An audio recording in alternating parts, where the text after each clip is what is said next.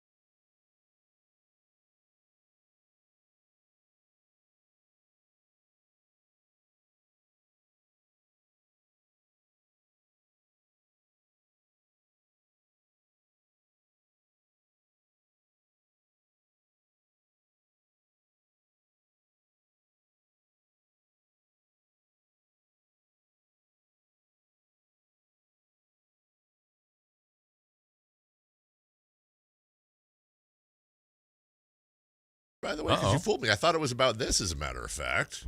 When it breaks, We have it first. it's Sactown Sports breaking news. Is this a show record? We bring that right in the middle of the blah. The Las Vegas Raiders have traded the number 14 pick in this year's draft and a first rounder in 2027 to the Baltimore Ravens for superstar defensive end Max Crosby. Ooh. He is the Raiders, one of the league's best pass rushers and overall locker room leaders. Now an anchor for their revamped defense. Interesting. Wow, moves are happening right now. Amazing. And they say draft day isn't real. Right. I mean,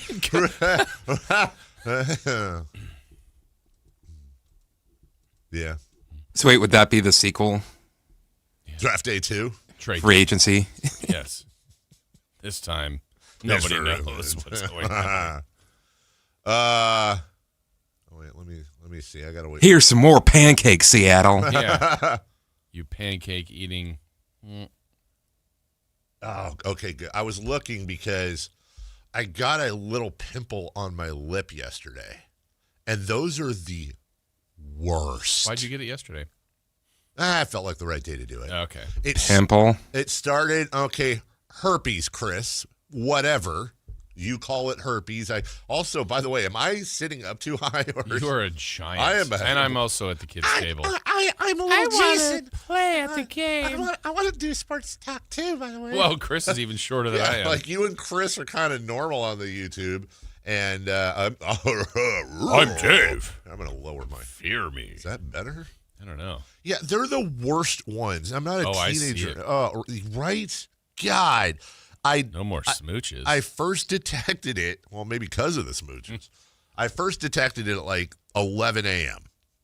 And then all I could do is think about it all day. Got it from Crosstalk. I think I did, dude. I got it from those trees. And those are, if you've ever had one, that is like the most sensitive skin on your face by far. And when you finally get it, like a little tear comes down. It's like pulling nose hairs, dude. It sucks. And then I'm like, and there's no way around it. Like, you're just all day long, all I'm doing is looking for people that are staring at my lip. You stop. You stop right now. Just so insecure about, like, just, not that I'm, the model of looks or anything, and that's not what stands out. It's just, I don't need the help on top of everything else that's going on. So, shout out to my Pimple poor, ain't easy. Yeah, pimple ain't easy, Yeah. Also, I actually for the first time had not an extended conversation, but had a conversation with our cleaning gentleman that's here. Oh, yeah. He was going outside, and I said hello. He said hello. We started talking. What's up, bro? I asked him, hey, what? I'm curious, what time do you usually get here? And it must be nice working What kind here. of products do you use? Yeah. We went through and all that. Oh, it's a different kind of Windex. Oh. Got some tips from him on cleaning. So, anyways, we had a nice talk. Very super friendly guy, and he comes back outside, and he and I are passing each other. He's going to his car. I say, "Hey, man, have a great day." He goes, "You too. Have a good show." And I go, "You too." And I go inside. You don't know. Podcast? All day, dude. Maybe he has one. It's just gonna be a little mosquito bite in the back of my head. Oh, you have a good show too. I just feel like that's so rude to do, because I feel like it makes it obvious that you're in mode of like conversational mode, and you didn't listen hard enough to acknowledge specifically what he was saying to give him the proper response. And he's getting in the car and he's just like, what an idiot. I don't have a show. And Man, I didn't know he knew about my show. maybe he's doing that too. Yeah. Maybe, to your point, maybe it's an undercover podcast where he's anonymous or something. Maybe tomorrow he gives you some of his clips and reels, and you're like, We'd play them. yeah. We'd run through them. No problem. You would never do that for anybody else, but because you said you too. Yeah. 100,000%. Like I'm not, like I'm in. I feel like I'm in his debt now. Like I have to find a way to make it up to him, because I just, you Want to clean tomorrow or tonight? Yeah, I would. I'll take the little brushy thing and get the cobwebs and stuff. That was he was doing. He had his little finger dinger and was getting cobwebs and whatever the hell else is outside. Knock that out. Power wash. I'm good at that. Love power washing. Oh, love power washing. My dog loves power washing too. The white one, little Gracie, and she obviously if I put it on full blast it would hurt her. But we were in the backyard a couple weekends ago and I'm washing do a little spring cleaning, washing the back porch and cement and all that off. And she just if it's water, she has to be around it. And so I give her a little, and she just, that was like the greatest thing ever. And then that eventually developed into, I'd have the spray. I just spray it away from her, but leave it on a spray, and she'd race in. I gotta film this. And she'd open her mouth and just go while the spray is just, her little dog cheeks are going everywhere. And it's one of the few things she's done that's brought us joy. Yesterday, she raced past Melissa when Melissa was going outside. She was going to the store or something, and Gracie got out and was like, freedom! And raced down the street. And, of course, what we do with our dogs when we really need them to come in is we go, treats, you want some treats? They understand treats. And we give them treats every time. Even if they've done something bad, we got to give them treats. Nope. She was just like, yeah, I want treats, dude. And it's not like she ran, because Melissa told me this, and I've seen it. It's not that she ran like a normal dog would run. It was a crazed, frenzied, I can't believe what's going on right now. I'm going to run full speed, not pay attention to anything. And, of course, for us, we're petrified that she's just going to run out. Oh, there's a car. And I honestly, I don't think she'd stop. I think she'd just, I'm going, and God forbid. So Melissa finally, I guess she said like about a block away, cornered her, and treats. Gracie looked to get out, couldn't, and then does what she always does. Like she does something horrible, and then we approach her, and she thinks like the way to make it all better is to roll over on her back and just, I'm cute, and I'm surrendering. Please, I'm a prisoner. Give me all the rights I have. Little dog training advice. Don't want to give them treats when they've done something wrong. I know. There's 100% truth to that. In that very specific situation, we do, just because we want and maybe there's somebody out there that disagrees with that. Chris, he's the dog whisperer. We want it to be unimpeachable that when we say treats, they get one, to try to prevent that. And it usually works. How about Halloween? Trick. Yeah, and they hear trick or treat. What? Treats. My mom can't figure out why her dogs bark at everyone that comes in. And I'm like, you give them a treat every time someone barks when they come in. Oh, she does? Because it's like, hey, stop, and you'll get a treat. Stop, and you'll get a treat. Gotcha. Our dogs, especially, like my stupid idiot Gus, the black dog, the older one. Not a song. Yeah, Led Zeppelin, Black Dog, living it. Anyways,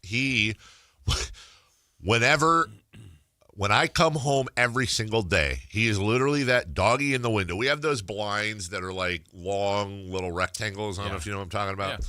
And he is like face in between. He likes to stand on the windowsill in our front room and look outside, Amazon driver, something, all serial killers to him. And he needs to let them know that this place is being protected by incredibly fierce French bulldogs that will put the scare of whatever into anyone, of course. I walk up and he's barking. I'll go right up to the window. I'm eye to eye with him. Gus, hey buddy. He knows it's me, but I think instinctively he gives me like the anger eye and then by the time I go in the door, he's jumping up, he's doing all that. He knows it's me. What is he showing me? Like, hey, look, Dad, I bark and protect this place. Hey, this is what I do to other people. Right. I do this to other people. So. Or maybe he forgets. He might just be kind of dumb. And Nacho still in the clothes. Nacho. Well, no. I hear him barking. I hear Gracie kind of background barking. And then Nacho somewhere in the house just screaming. She doesn't bark. You have a dog band. I really kind of do. And there's no doubt, dude. The dogs have taken over. We are struggling with our dogs, dude. We have allowed the dogs to take over. Yeah. Like, they sleep on the bed. You know what I think would help, honestly? As someone without a dog? Yeah. A fourth. You're about due. Thought you were going to say Pop Rocks. Well, look, I have a feeling we're going to be getting, sooner or later, we'll be getting another dog. But I don't think it's going to be a new dog. I think it's probably going to be a replacement dog. I mean, let's be honest, dude. Nacho is basically a skeleton with fur right now. Like, she's healthy and fine and all that, but I think she's 90 years old. And I know Chihuahuas last forever, but she that's my trooper. And every morning I wake up and there's a dog across my legs just laying there. I mean, it's cute, where to them it's all a pack. But my poor wife is always in the corner of the bed. Gus is basically, I don't know how else to describe it other than he's like dog spooning her. She'll be turned away towards the wall sleeping. And I look, and Gus has somehow gotten under the covers, and he's on his side. I don't know how, because I don't know how his paws don't push her. Yeah. And he's breathing on the back of her neck. And then Gracie is like, my wife will sleep with like kind of her, I don't know, her legs are like a 7, basically. Like how you kind of bend and Gracie will nook herself in the crack or the crevice of the knee bend. And we should have them in, if we try to put them on the ground, they jump back up. If we put them outside of the bedroom and close the door, I'm not joking, Gus headbutts the door. If we put them in the... I need to make my face a flatter. Honestly, dude. If we put them in we have a giant crate in the corner of our room for them. If we put them in the crate, you guys are going to think I'm making it up. And honestly, I should probably do a video at some point so you don't think I'm doing like exaggeration here.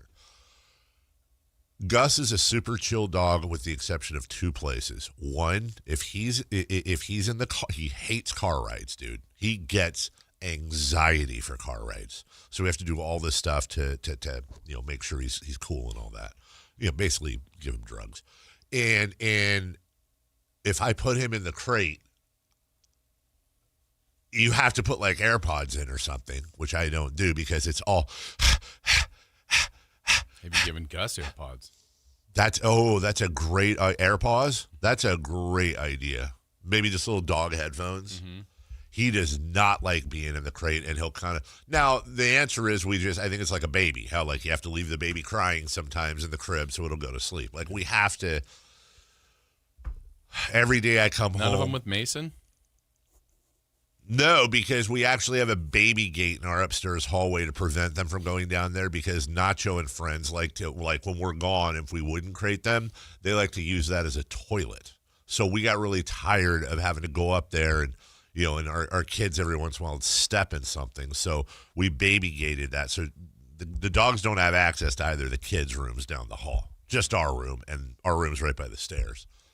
We're not great. We're not being good dog parents right now. When people come over, they bark, bark, bark, bark, bark. And then when they come in, Gracie tries to jump all over them. So we have to put them outside for a while and let her calm down. And we have become those people where the dogs take over the house.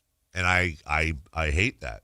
Now, what I don't do is when people come over, I'm not like, oh, it's just his way of saying it's his house. No, I'm like, dog, get down outside. Like humans always get, front and center. But my dad is hopefully maybe getting out of the hospital. I think tomorrow. He is making progress with his pneumonia, which is great news. And I am, because he's selfish and has a terrible sickness, I have to pick up the slack because my sister's in LA and help with my mom and stuff. So today's another kidney dialysis day.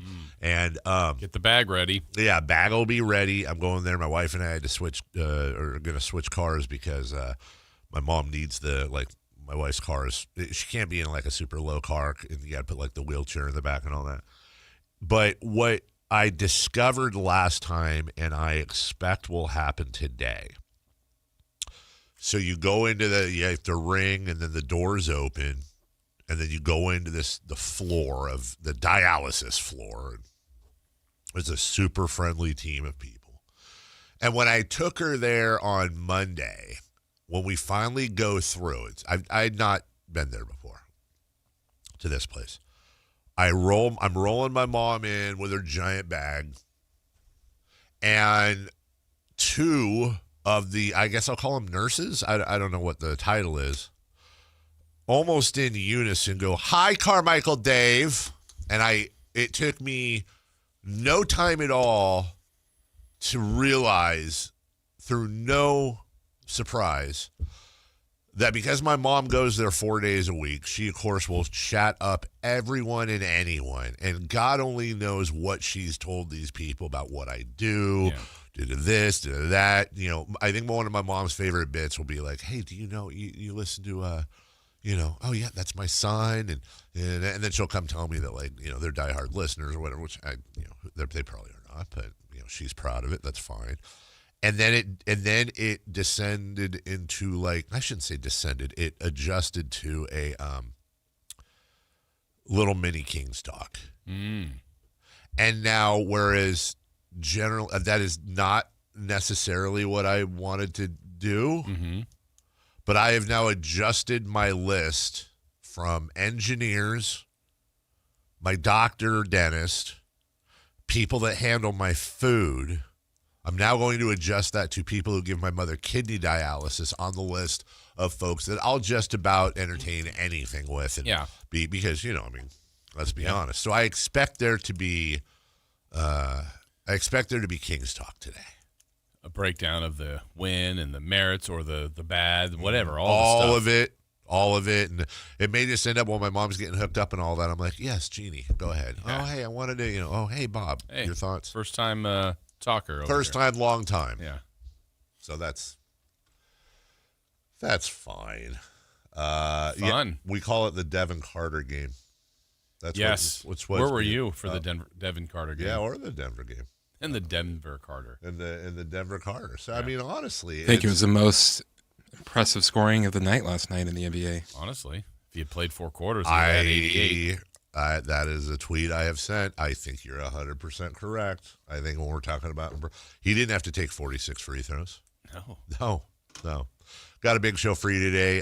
Katie Christensen's going to join us. Kings Rewind, so much more. In the meantime, Leading Off starts right now. Let's do it. Leading off, the 3 top stories in the morning. Huge news. This is very important. Here's cut number 1. What? Well, That's the first clip. Kings win. Look, watch. I'm clicking it. It's probably the second. Play the second one. Play the second one? Okay. Okay, that was that's the Max Crosby clip. And then here's Bam Margera. Bam Adebayo had 83 points last night. That had a tail. Wow. Well, what I'm just for the listeners, what I'm going to say is this. We all try to do our jobs. Sometimes we fall short. So I'm going to stand in front of Chris here. Obviously, didn't do his job this morning. Why don't you play yesterday's? Yeah, play yesterday's. He probably has the wrong order. Oh, you think that's what it was? You think it was on for today? All right. This was the first one of all the moves the Raiders made. Oh, actually, do you want to replay the sounder or no? Let's just go with 2. Okay, let's just Cut number 2. Okay, this is the Niners. Okay. Here's the Raiders moves yesterday. And Kings Pacers coming up last night. Yeah. Okay, you know what? That's 2 days in a row I've done that. How about you go back to December? Back to December? Yeah, let's get the leading offs from December because those will be right. Okay, I got to back out of 2026 here. Let's go into December. Any particular day, Chris? Let's go early December, sometime early. Early, December. so like the 8th? Sure. Okay, the 8th of December. Okay, Kings win. Okay, here we go. Kings win. By the way, I recognize the cadence here. These are almost exactly. Tesla has a farting feature where you have a whoopee cushion when people sit down, and these are almost exactly the same cadence as the Tesla ones. Here we go. Cut number 2 will be NFL news. Okay, we've all been there. And then about some college football, with the playoffs coming up and all that December 8th. Okay. How about we go, how about Christmas time? December. Oh, you were here. Oh, I was here? We did have leading off then. What about December 5th? Sure. Oh, okay. Here's a just as Kings. Don't know what they did here. All right. Now, how about the NFL? Okay. So remember when you said the other day, I've done leading off. Yeah. And Chris was pretty sure confident about the timeline. Wow. That's been in there a long time. Yeah, since November. I mean, look. We all make mistakes, dude. Maybe take the job a little more seriously in the future. Well, I was just going to talk about Kings and Pacers last night. And the Ravens backed out of the Crosby trade. And can I be honest? I feel like that's more entertaining than what leading off would have been, despite. Like Bam's 83 points. Yeah. You know what? That sounds like my uncle blowing his nose. He got fouled again. Hey, Uncle Steve, you got your handkerchief? Sure do, son. Oh, wow. That's an uncle blowing his nose sound. Great. Now I have to go get clips again. No. That's fine. That's fine. We only got a minute left anyway, so. I mean for tomorrow. Oh, for tomorrow. What makes you think we're doing it tomorrow? I think the second one's my favorite. The second one, that would be Max Crosby back to the Raiders. That's a pretty, yeah. That's 4 a.m. on the chair. Okay. By the way, nachos last night. Healthy-ish nachos, by the way. I know. As What's healthy. that mean? Meaning like my wife she oven-baked the chips from tortillas, these low-carb tortillas. And then it was like beans, pinto beans because refried beans have too many salts. Low-fat ground beef, all the veggies, and then hot little, I put the Cholula on there, and then Greek yogurt instead of sour cream. It was surprisingly good for what I thought it would be going in. It wasn't like nachos. I mean, it was. Greek yogurt? I know it's a little extra tangy, but it's not. I am not trying to sell Greek yogurt or sour cream. I'm not going to do that. That would be disingenuous. What I'm saying is it's not as bad as you would think it would be. It would be my opinion.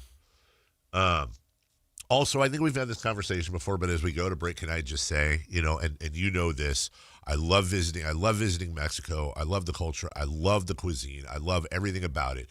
I think I've said this before.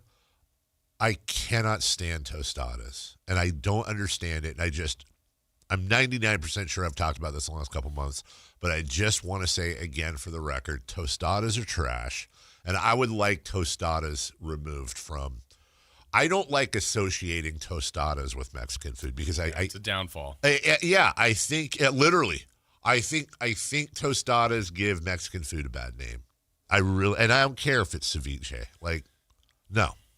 I don't think in the history of orders I've had one. I think I've had one. I've had one. Exactly. I've never Exactly. ordered one. Makes no sense, dude. Put it in a taco. With all the other choices, like, my goodness. And can I just say, I do enjoy a crunchy taco every once in a while. I do. With all of the, my wife got these pre-made hard taco shells like a year ago or something like that. We had taco night. Well, that's your problem. Well, these were corn taco shells, and they'll be in the shape of a top. The bottom is like flat. I've seen those.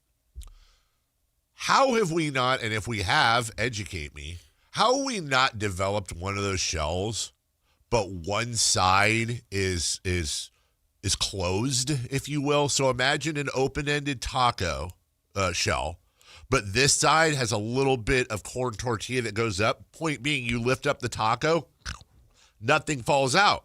Okay. Nothing falls out.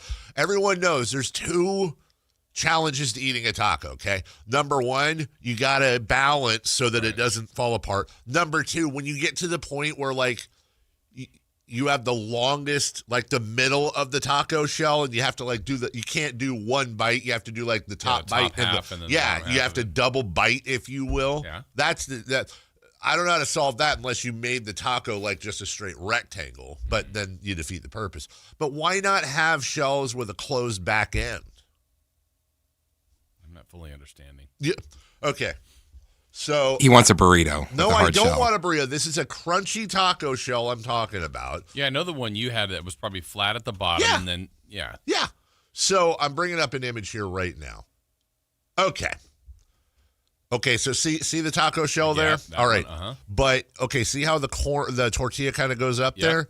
If you had tortilla that went up to right there as well at the very end. Instead of that, why wouldn't you just make it all the way that is? Everything is exactly the same on this, but this end, there's lower. tortilla that goes up to there. Okay. Okay, so you basically, to prevent it from falling out on that end, so you can just hold it with the gravity going down, and you don't have an open-ended shell. It's a closed shell with tortilla. Oh, on that side. Yeah. Okay. No. So allow me. That would have this tortilla shell going all the way up to there. Everything else is exactly the same. gotcha. You see what I'm saying? Yeah, I feel like that's a logical thing to request from whoever does this. But yeah, these are fantastic. From whoever does this. For whoever's in charge of taco shells. Everything should be a puffy taco anyway. Shout out San Antonio. We'll take a break. When we come back, hey, we got highlights from the Kings' big win over the Pacers. The battle for worst place has been solved. By the way, we officially won the Halliburton trade, I think. Right? Yeah. There's some play. We'll get to that next. Madness is here, and so is your shot at $1 million. Enter the Sactown Sports 1140 Basketball Mayhem Bracket Challenge. It's free and open to fans nationwide. Head to SactownSports.com, build your bracket, and see if you've got what it takes. This contest is brought to you by Power Business Technology. For all your business copier needs, call 1-844-POWER-BZ or visit PowerCopiers.com. Don't sleep on this. Get your picks in now. What's going on? We're talking to Chad Hoblet of Hoblet Dodge Chrysler Jeep Ram in Woodland. He's here to tell us what's going on for the Declaration of Deal sales event. Come learn the art of savings with Hoblet when you save up to $13,500 off MSRP on new 2026 Ram 2500 and 3500s. Some are even available with 0% financing for 36 months. Plus, with the return of the iconic 5.7-liter Hemi with an all-new 10-year, 100,000-mile warranty, you'll find what you already know. This is the best Ram yet. But do you have the Ram I'm looking for? Yes, and if we don't, we'll order it for you. The reason we are consistently one of the top Ram dealers on the West Coast is our huge Ram inventory, with over 400 available, including those hard-to-find heavy duties. Search, select, and save through their whole inventory at HoblettDodge.com. Nobody beats Hoblet, period. 13,500 net savings on select new 2026 Ram 2500 Limited Longhorns after 1,500 factory rebates. Discounts include 1,000 Hoblet business owner bonus with proof of business ownership. Rebates include 500 on-the-job upfit, must show eligible upfit. Sample VIN 152135. 0% financing for 36 months, only available through SFS for well-qualified buyers in lieu of all rebates. $27.77 per thousand borrow. See dealer for details. Get 5 quarts of Valvoline Full Synthetic Motor Oil and a MicroGuard Select Oil Filter for just $36.99. Limit supply. O'Reilly Auto Parts. Do you have at least 1 month worth of food in your pantry? If not, you should definitely go to MyPatriotSupply.com right now. My Patriot Supply is America's #1 supplier of long-term storable food. They've helped over 3 million Americans get prepared. And for a limited time, when you order their best-selling 4-week food supply, you'll get an additional week of food absolutely free. There's no catch, but act fast because this offer ends soon. Claim your free emergency food kit now at MyPatriotSupply.com. That's MyPatriotSupply.com. Bring your visions to life with smart business buying tools and technology from Amazon Business. From fast, free shipping to in-depth buying insights and automated purchase approvals, we deliver everything you need to achieve your goals. Go to AmazonBusiness.com for support. This is the story of the one. As a maintenance tech at a university, he knows ordering from multiple suppliers takes time away from keeping their arena up and running. That's why he counts on Grainger to get everything he needs, from lighting and HVAC parts to plumbing supplies, all in one place. And with fast, dependable delivery, he's stocked and ready for the next tip-off. Call 1-800-GRAINGER, click Grainger.com, or just stop by. Grainger, for the ones who get it done. LinkedIn is pretty amazing at helping you grow your small business. We cannot stop your new clients from emailing you at 3 a.m. We can help you sell, market, and hire in one place. We cannot help you be in 3 places at once. And while we can't help you organize your calendar, LinkedIn can help you land more clients so you have a calendar to organize. Grow your small business on LinkedIn. Learn more at linkedin.com/smallbusiness. Welcome to the Bar None Auction. Bar None Auction is selling thousands of items this Saturday, March 14th in Sacramento. Large farming and construction equipment, cars, trucks, and industrial supplies, all sold to the highest bidder. Always open to the public. Visit barnoneauction.com. Capital Casino, conveniently located on 411th North 16th Street in downtown Sacramento.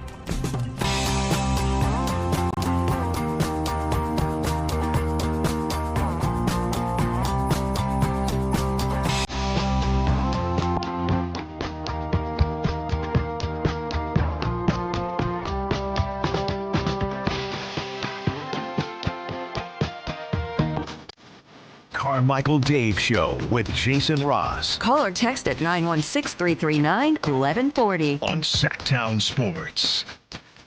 Welcome back. The biggest story of the association last night. Who would have thought it would come out of little Sacramento? But we call it the Devin Carter game. That's what it'll be called. I say for generations.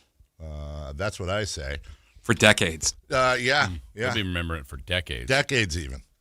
I just want to take a moment and not Richard, not Kyle, just petty. Yeah. I just want to be petty for a second, okay?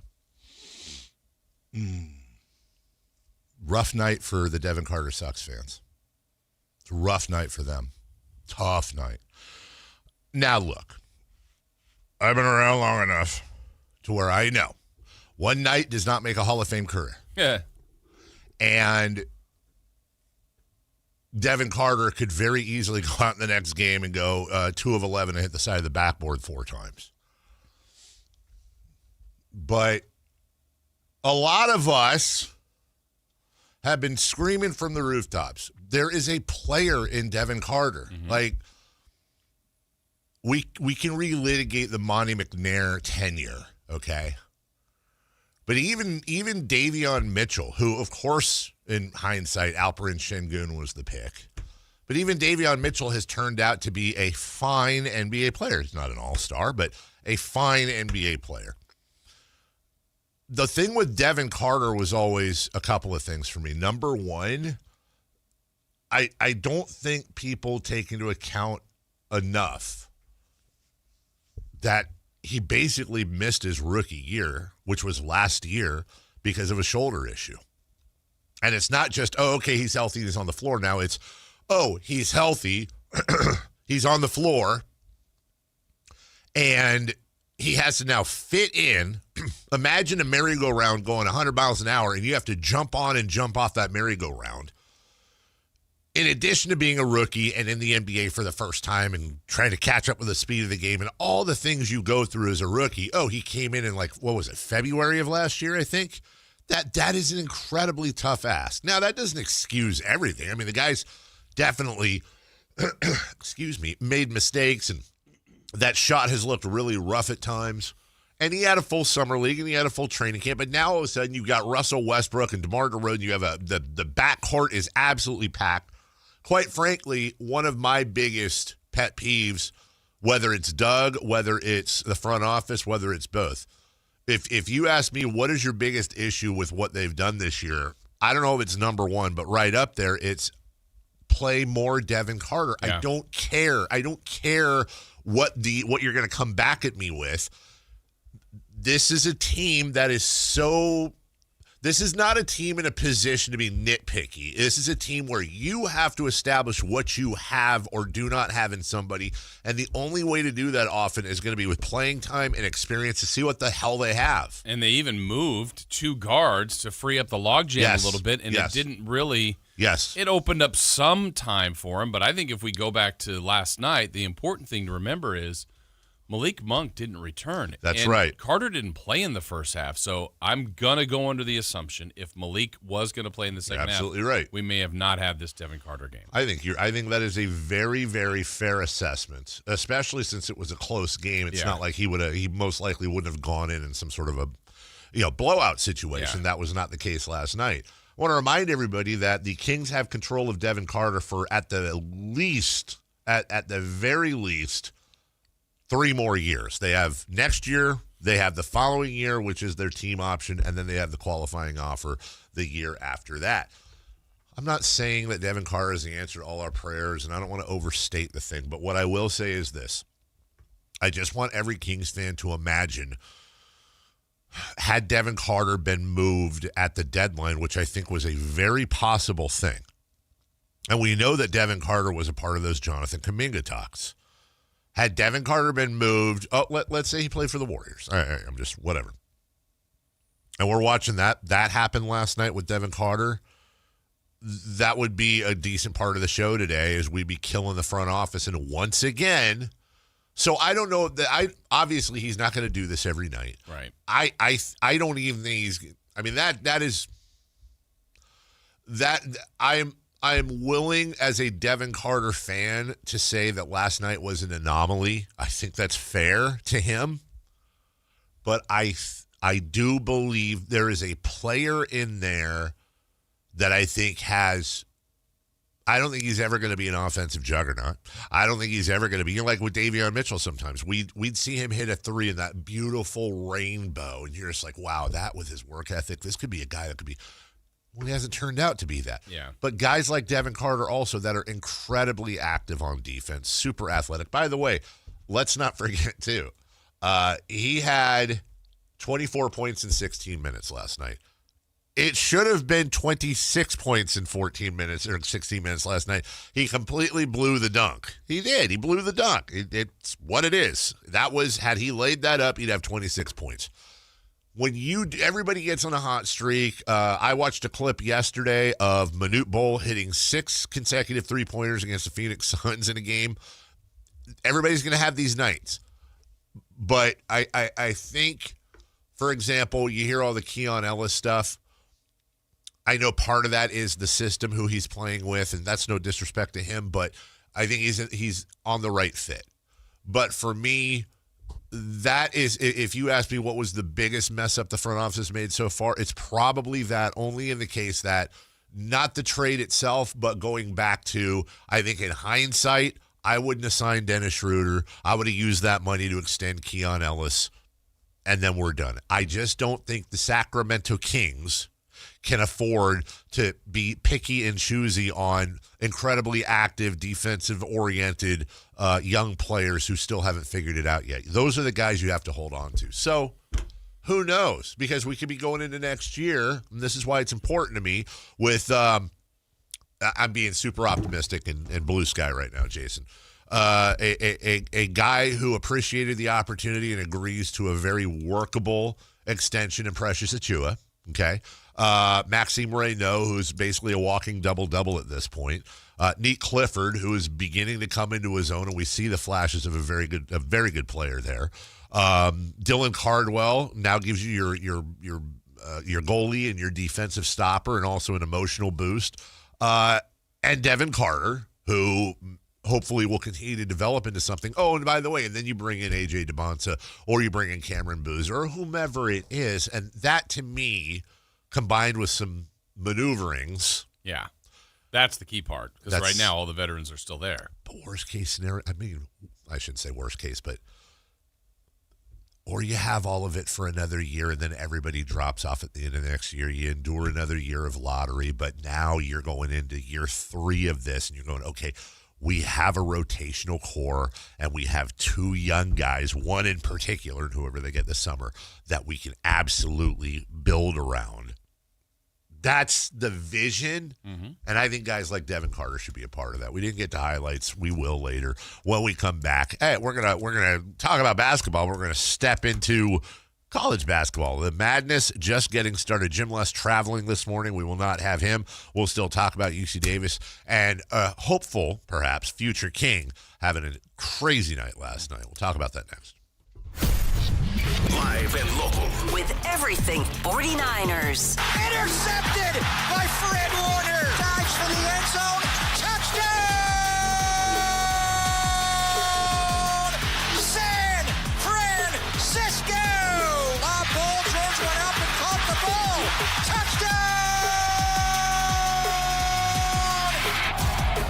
The 49ers play on Sactown Sports 1140. Cashback is not available on gas in New Jersey and Wisconsin. Couponing. Wow, you didn't strike me as the coupon type. Just trying to stay ahead of inflation. Gas, groceries, everything. It's all more expensive. I need to save wherever I can. Have you tried Upside yet? Upside? What's that? It's a free app that I use that pays cash back for every gallon of gas I buy. You've got to buy gas to get around anyway. Might as well get paid for it. Come on, does that really add up to anything? I've already made around $200. The extra cash helped pay down my bills, and I even had a little extra left to treat myself. And the Upside app is free? Totally free, and the cash back is real. You can transfer the cash right to your bank account. I'm downloading Upside right now. Download the free Upside app now to earn cash back every time you buy gas. Use promo code ENJOY to get an extra 25 cents per gallon on your first tank. You can cash out anytime right to your bank, to PayPal, or a gift card for Amazon and other brands. Just download the free Upside app and use promo code ENJOY for a 25 cents per gallon bonus on your first tank. That's code ENJOY for a 25 cents per gallon bonus. Oh, could this vintage store be any cuter? Right? And the best part? They accept Discover. Accept Discover? In a little place like this? I don't think so, Jennifer. Oh, yeah, huh? Discover's accepted where I like to shop. Come on, baby, get with the times. Right, so we shouldn't get the parachute pants? These are making a comeback. I think. Discover is accepted at 99% of places that take credit cards nationwide. Based on the February 2025 Nielsen report. Hi, I'm Maria, salon owner. You know the jingle. Now discover the facts about Ozempic, a GLP-1. There's only one FDA-approved Ozempic, made by Novo Nordisk. Learn about the real thing. Talk to your healthcare professional today. Call 1-833-OZEMPIC or visit Ozempic.com to view the medication guide and to learn more about Ozempic. Semaglutide injection 0.5, 1, and 2 milligrams.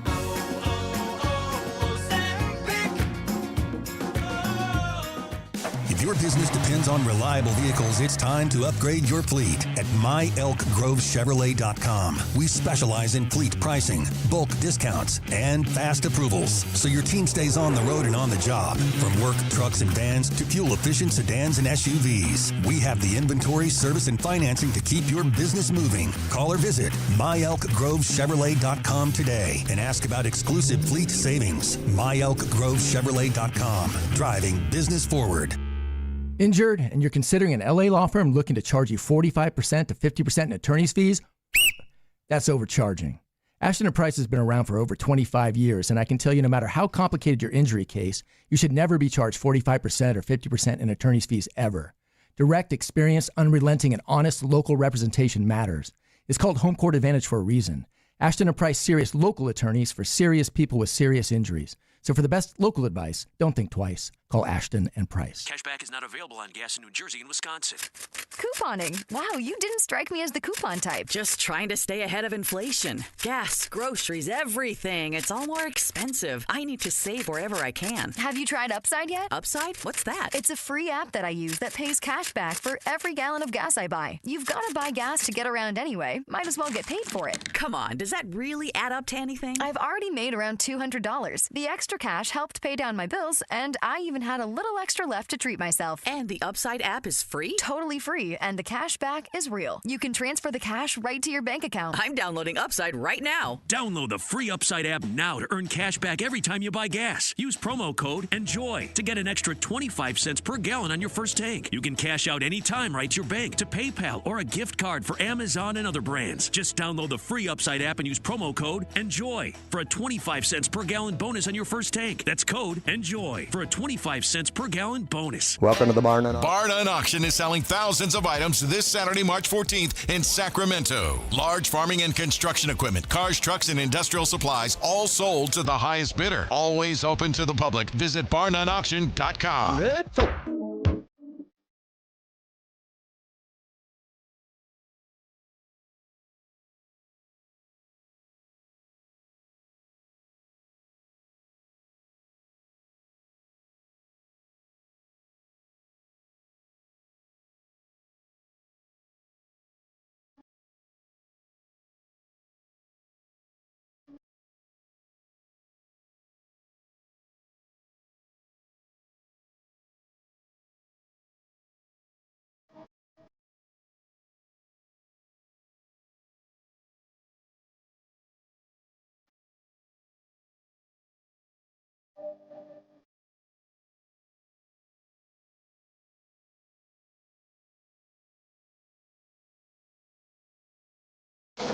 Waking you up with the best in local sports. They just make it interesting, you know? It's the Carmichael Dave Show with Jason Ross on Sactown Sports.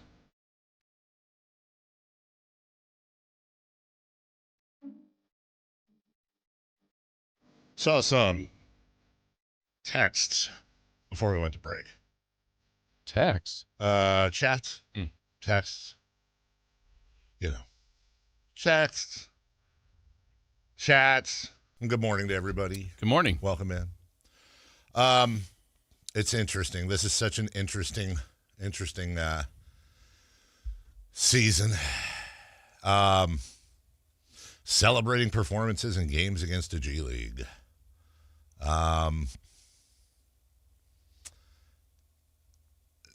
Winning against a team that had absolutely no interest in winning. I look. Which one? Well, they're referring to the Pacers. And I think that's, I say this respectfully, a little bit obtuse. I understand, as much or more than anyone, where the fan base is coming from and the frustration, if you will, of, okay, we won, but now we just, I mean, if the season were to end today, last night's win cost the Kings one spot in the pick floor, if you will. Mm-hmm. It didn't affect their odds, but what it means is that instead of the worst they could draft is 5th, the worst they could draft is 6th. Can't you say they improved their odds last night? How so? Because with the new format, the worst team has never got the first pick. Yeah, Actually, I was going to ask you that question specifically. You should have been happy about last night. Because we got out of last place? You've said, if the Kings have the worst record, they're not getting number 1. Yeah, that's how I feel. So then this was good. I also am a complete and total whack job. So even though I know that the trend is, because it's never happened. What are we talking about, 6-7 years? Yeah, it's never happened. It will continue that way if the Kings are there, but if they're not there, it will happen. But, of course, the one year that we're doing this will be the year that the last place team does get the first pick. So they need to finish there, but they won't get it. Either basically any way we go, we're screwed. Okay, so they have no chance. If we don't finish last, whoever finishes last, this will be the year they get the number one Got pick. it. If we finish last, so getting fifth, the trend will continue, and they will get sense. fifth, which Yeah. is the worst they could do. So let's win all the games. Also, you should be rooting for every win. No matter who they pick. As I've said, Cam Boozer, that's Marvin Bagley. AJ DeBonsa, that's Jimmer Fredette out of BYU. And Darren Peterson, that's Thomas Robinson out of Kansas. Does not matter. Well, let's trade the pick then. But I still want the best odds. Oh, okay. Also, Indiana, and this is where I mean by obtuse. Of course, Indiana had every interest in winning that game last night, and that's a very important thing for people to understand. The front office tanks, ownership tanks, organizations tank. Players on the floor and coaches do not tank. Now, coaches may occasionally assist in a tank with rotations, but every Pacers player on the floor last night desperately wanted to win that game. The fact. I thought there were a couple of interesting things to watch with the way the third quarter ended. Mm-hmm. Let's go back to that. The Pacers are up 10, but the lead was 20, so it's cut in half. Yes. Kings are making a little bit of a push. We, amongst the radio crew, so it's G-Man, Henry, Deuce, myself, we're talking in the break between the quarters. We said the fourth quarter is going to be very interesting just to see how each head coach, Doug Christie and Rick Carlisle, approach this because of exactly what you said. The players are going to go out there and try to win that part. That's right. You can make it a little more challenging. Indiana was very thin. The Kings were more thin in a sense as far as the amount of people that were out. But the fourth quarter started, and DeRozan and Westbrook were not on the floor. Those guys, you could argue, could help you. I saw some of the tweets. If you want to lose, play the veterans. It's like, okay. Then but you play the veterans and win, though. And now, Neesmith was having a really good game, Yes, and I he thought, was. if he doesn't come back in. And then he did come back in. Right. I went, okay, well, all right, here we go. Let's see what and the Kings veterans did not. And then Doug was going to go with the young guys, and the young guys got it done. It is important to point out, by the way, that when you look at who the Kings have beaten, they have not beaten a team above 500 since January 14th. That was against the Knicks. Okay. Since January 14th, they have exactly 4 wins, 2 in a row. At Memphis, at Dallas, funny enough, and then these last 2 against Chicago and Indiana. Now, I don't know that I'd necessarily classify all of those as tanking teams, but they're certainly all teams that are effectively out of the playoff spot. Can I tell you something as a prediction that has no validity to it other than it's just a prediction that I would like you right now to get your head wrapped around? So you don't want them to finish first because this will be the year. Yeah. You know what I mean? Last. Yes. And if they pick, whatever. Yes. How are you about them finishing fourth? Because I think that's where it's going to be. If I'm predicting. It's a prediction. Here's what's super fun about this year. Let's say they finish 4th. And I don't necessarily disagree with you. Just based on schedules. That's again, 100% prediction doesn't mean anything else. It's all going to come down to the lottery. Yes. In the sense that if the whole thing is always that way. If that happens and this team ends up picking, what would that be, 8th? 9th, right? 9th? Oh, wait. 8th, 9th? No, 9th. 5 spots lower. Or is that right? Then the absolute vitriol directed at this franchise will be unbearable. Oh, by the way, the MVP of this is why this sucks. Because the best player in the draft might be the 9th pick. Of course. Could be the 28th There's pick. just like, it's one thing if it's like, you know what to do and here's the road and here's the, like, I know this. I know if I go after work and I get gas and I put it in my car, that my car is going to run almost certainly. I know that if I go home and I microwave a pizza, that the pizza is going to be a pizza. Like, this is one of those things where it's like, well, I'm going to go home and make a sandwich. But it might turn out that the sandwich is actually a taco, and the filling in that taco might actually be a live dog, and that live dog might actually be related to, like, my uncle. Like, there's no road to go down that assures you of whatever. And the worst things that could happen could end up being the best things that could happen. Right. Oh, you traded Paul George for picks that could be nothing, and this Shai Gilgeous guy doing? What are we doing? And by the way, the Clippers are going to be so good with Paul George and Kawhi. Yep. And how many championships? How are those picks going to be? Yeah, we just gave them a championship. Yeah. Oh, great. We just got 3 or 4 first round picks in the high 20s. Right. Thanks a lot, Sam Presti. Yeah. I think this is incredibly telling, though. I asked the question last night. The Kings got out of last place with a comeback win over the Pacers. Are you happy they won? We have almost 1,000 votes in right now. Yeah. Have you seen this? Well, here, just for transparency, Chris just asked me this, read me this in the break ago, and I guessed, and I said, oh, okay, based on social media, I thought, I have not seen it, but I guessed 83 would have been no, 83%. Well, the good news, I guess, or bad news, depending on 71%. 71% of what I assume is 98% fan base of the Kings. You know, you're going to get some other people in there. 71% hate the fact that they had a 20-something point comeback win at home. By the way, I'm not blaming those people. I get it. Totally get it. Completely different vibe in the arena. Completely different vibe in the arena, and we'll talk about this because, again, we got a break here, but it's like, well, they won. Long-term, probably bad, but what have you and I said all year? If they're winning towards the end of the year, they're being led by the young guys, you kind of have to be fine with it and let the chips fall where they may. And also, this doesn't mean they're finishing second. They could still finish last or fourth or, whatever. We talked about this. We also need to talk more during the show about how Matt George is directly responsible for ruining the tank. He fired them up. I mean, facts. We'll take a break. When we come back, 3 for Madness. Bam Adebayo, Max Crosby, and Team USA. Their drive to a championship in the WBC might have been derailed.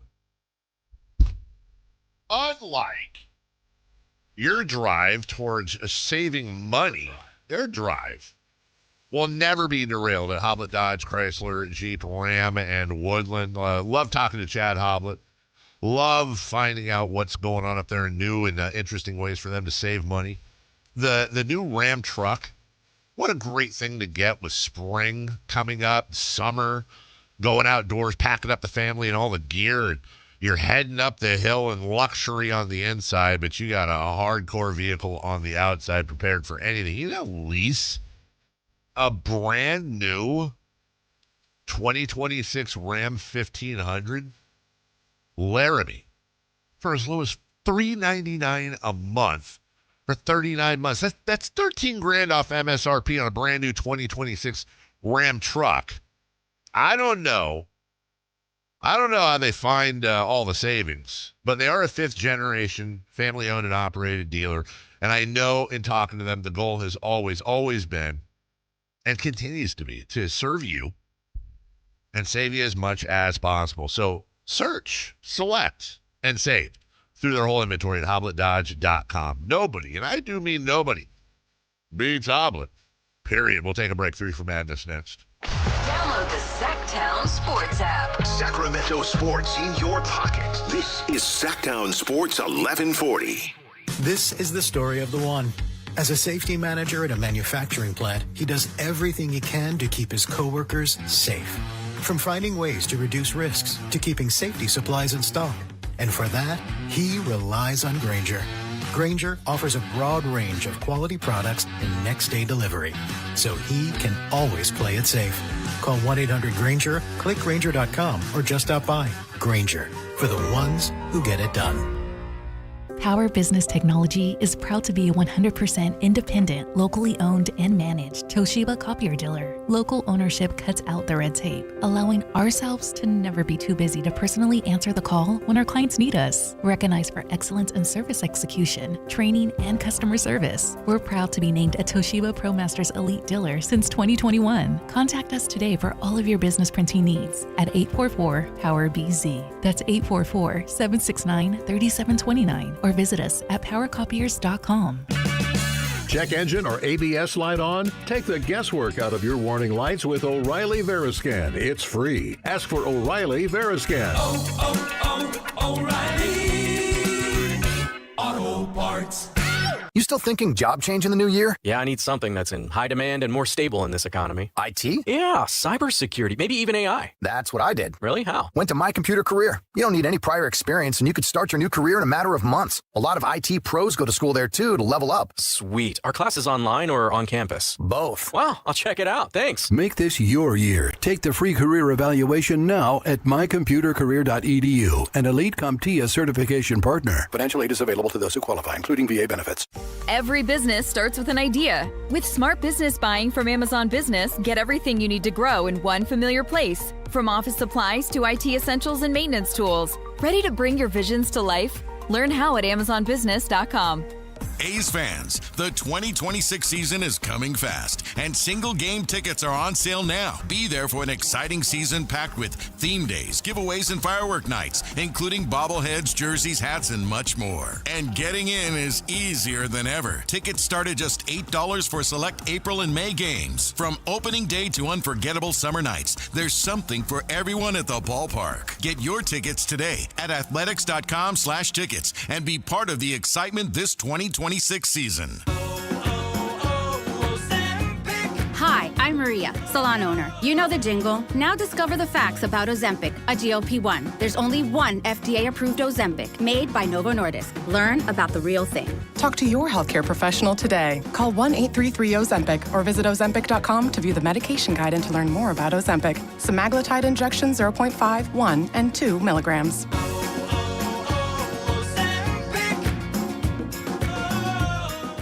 LinkedIn is pretty amazing at helping you grow your small business. We cannot make your email response time faster. We can help you sell, market, and hire in one place. We cannot help you find space for your 3 desk drinks. Why do you have 3? And while we can't help you find the perfect volume for your presentation video, LinkedIn can help you find the perfect audience for your business. Grow your small business on LinkedIn. Learn more at linkedin.com/smallbusiness. Contractors, remodelers, you now have a great supplier to assist you with your next project. Anova Cabinet and Stone in Sacramento. They are Northern California's best kitchen and bathroom remodeling supply store. Anova has the latest cabinet styles, a great selection of countertops, flooring, bathroom fixtures, and more. Visit their website, InovaCabinetStone.com. Take advantage of their grand opening special, a $750 in-store credit. Stop by today, Anova Cabinet and Stone in Sacramento. KHD HD1 Sacramento, KYMX HD3 Sacramento. From the Power Business Technology Toshiba Studios. Sactown Sports 1140. 3 questions, 3 answers. It's 3 for Madness on the Carmichael Dave Show with Jason Ross. Here's question 1. All right, I waited an hour because I'm always curious to see if the things that I think about are shared by the fan base or not. I've looked at the text line at 441140. I've looked at our chat, and hello to all of you in the YouTubes. I haven't seen, I've seen a lot about, they won, bad for the tank. Oh, they won, great for the fan. I've seen those opinions. But everybody's made, Devin Carter's game, a lot of talk about that. Why is nobody talking about the best thing about last night, easily, that everybody should be? Honestly, if you're going to forget about what the team's going through, maybe now and throughout history, how great is it to see 50 Cent and Joey Fatone there last night? Just.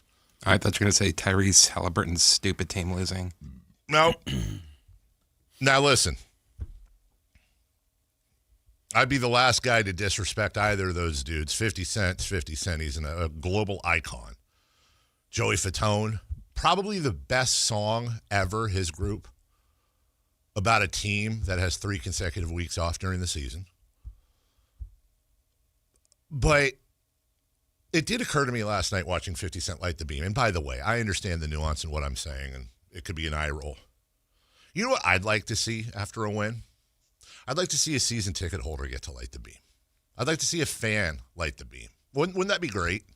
I'd like to see somebody who sits through this every single night, who attends, who cheers, who supports, who's whatever. I maybe, and I'm not saying every night. I'm saying I don't know that, and I'm happy to be corrected here. I'm not sure. Has a fan ever lit the beam? Has Sign Lady lit the beam? No. Has Ann Fong lit the beam? Has I don't know her name, but the lady that sits by the bench, I think she's a lawyer that is the most active. She is always there cheering and jumping up and down, and I love watching her. I don't think she's lit the beam. I get it. Fans never lit the beam? I'm asking. I don't know. Maybe they have, and like I said, I'm happy to be corrected on that. So you've been lying? Oh, on my Twitter handle? I'm a member of the media. It's nitpicky. I get it, but I don't know. Again, that's nothing against 50 Cent or Joey Fatone. Awesome. Glad they came. That's great. Whatever. Neat. It's just, I don't know. So is there someplace somewhere where somebody's going, hey, this is going to help why are they lighting the beam? Why are we go to the game, cheer, whatever. I don't care. But what are we? And it's not just about lighting the beam. I don't know. I don't like the message. Oh, I don't know if they could. I have an idea. Yeah. I just don't think it could, especially with how bad it is. You can't predict it. But if everyone got those easy buttons from Staples, if everyone got their own beam. No. Then everyone, all right, on 3, 1, 2, and the entire. And then just all the fans light the beam. It looked like Raiders of the Lost Ark, and the whole place is aglow.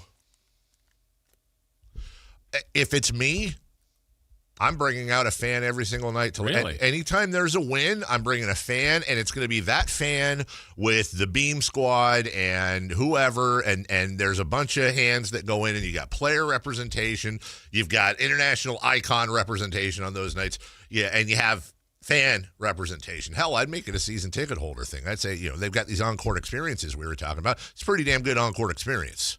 You light the beam. Hey, you get to light the beam. And guess what? No offense to the players, to 50 Cent, to anyone else.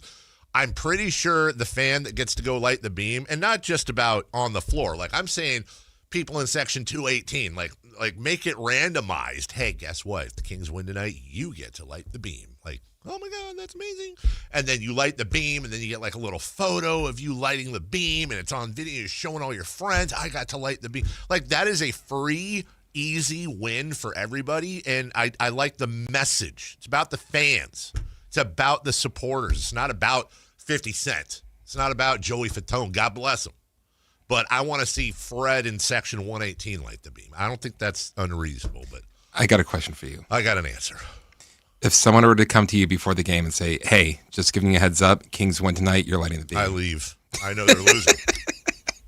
I know they're losing. I'm done. I'm already going home. So you want to put that on all the fans? Yes. You get a little certificate. Little framed photo. Be nice in anybody's person cave. Man or woman cave. Kid cave. Whatever. 3 for Madness.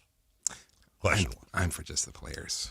What's the negative to the? No. I don't think it's a negative. Push back. No, that's fine. Push back. To me, it's about the guys on the court.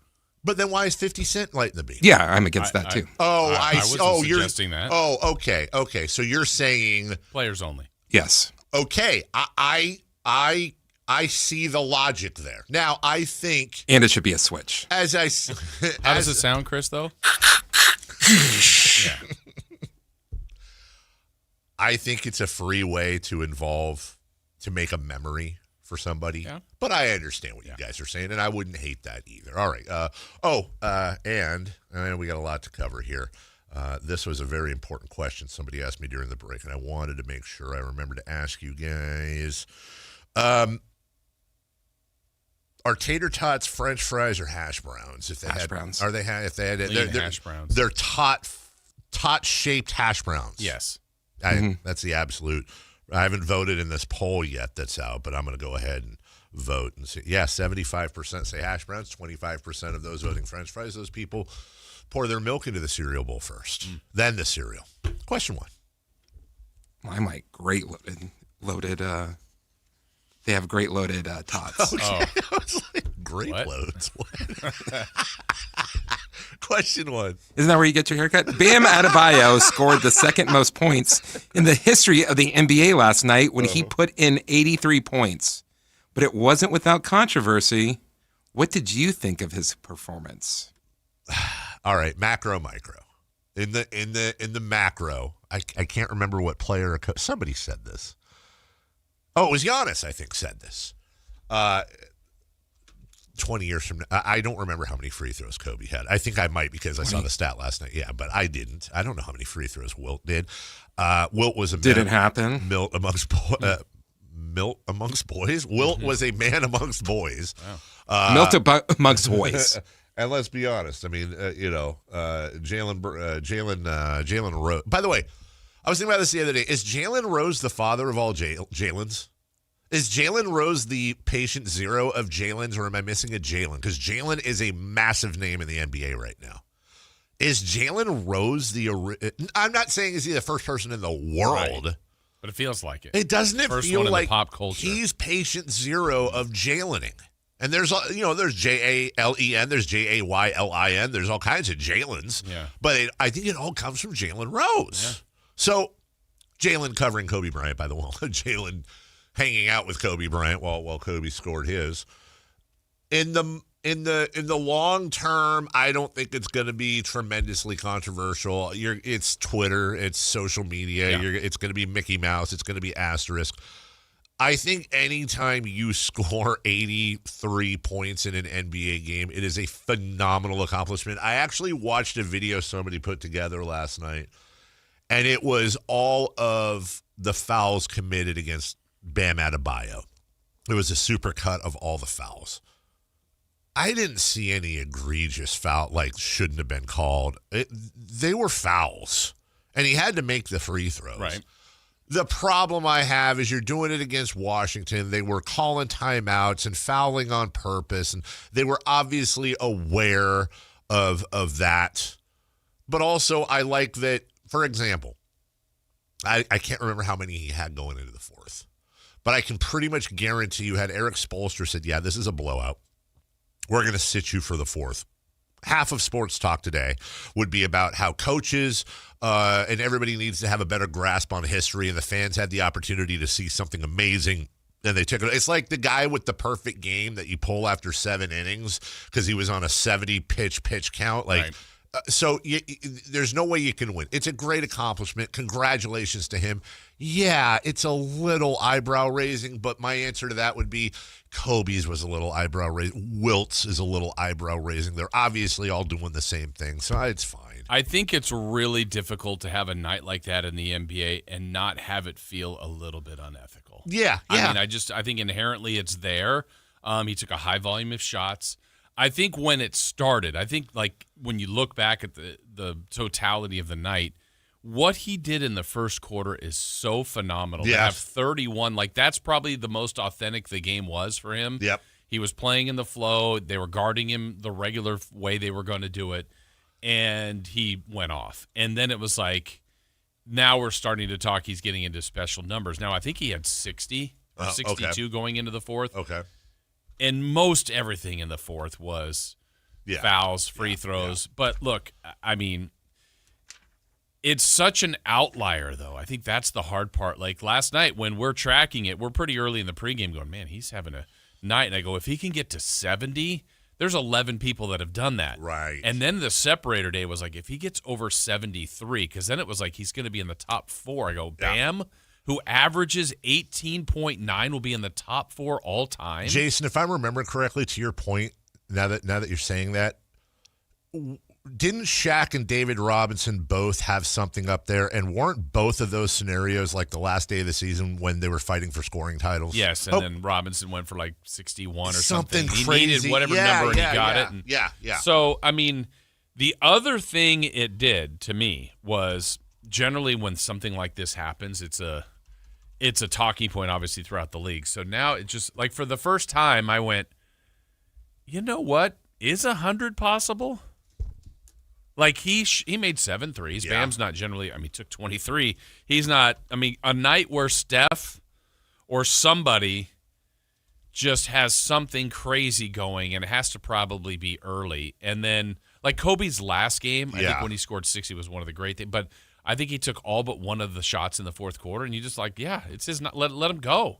Like I'm not here to see anybody else on the Lakers at that time. This is Kobe's last game. Let's go. Right. And at that point, sorry, every other player of the Miami Heat. No, we're here to watch to see what final number Bam can get. So I think they're always going to have some controversy to it, but historically, I mean, it's amazing that the only name above him is Wilt. I know. Like if we're here going, man, SGA, Luka, Booker, I don't know, Curry. I think that's part of the problem. And it's Bam. If it was Curry that did this, I don't think we'd be hearing much. Right. By the way, I want to keep backing up your point. So David Robinson scored 71 points on April 24th. So I believe that was the last game of the season. Okay. He had those 71 points on 26 of 41 shooting. That's 63%. 18 of 25 from the free throw line. By the way, he also had 8 turnovers. He also had 8 turnovers. Yeah. That's the thing. We're all busy talking about Bam Adebayo's game and obviously 83. And I understand that that's the top story, and I can live with that. But we're not talking enough about his 9 rebounds and 3 assists, 2 steals and 2 blocks. 3 assists in the fourth, because I remember reading his stat line. Wow, Bam, no assists, huh? And then he ended up with 3. Well, what do you know? Here's we got to move on here, but here's Bam Adebayo tying Kobe Bryant. 80 points for Bam on his 40th free throw attempt. His 33rd make. His records now as well. For 81. For Kobe. There's him passing. And quickly into Bam. He's got space. Head down, spins, puts it up. And Bam's going to the line again. Bam Adebayo is a complete monster. And really get the ball into Bam's hand the right way.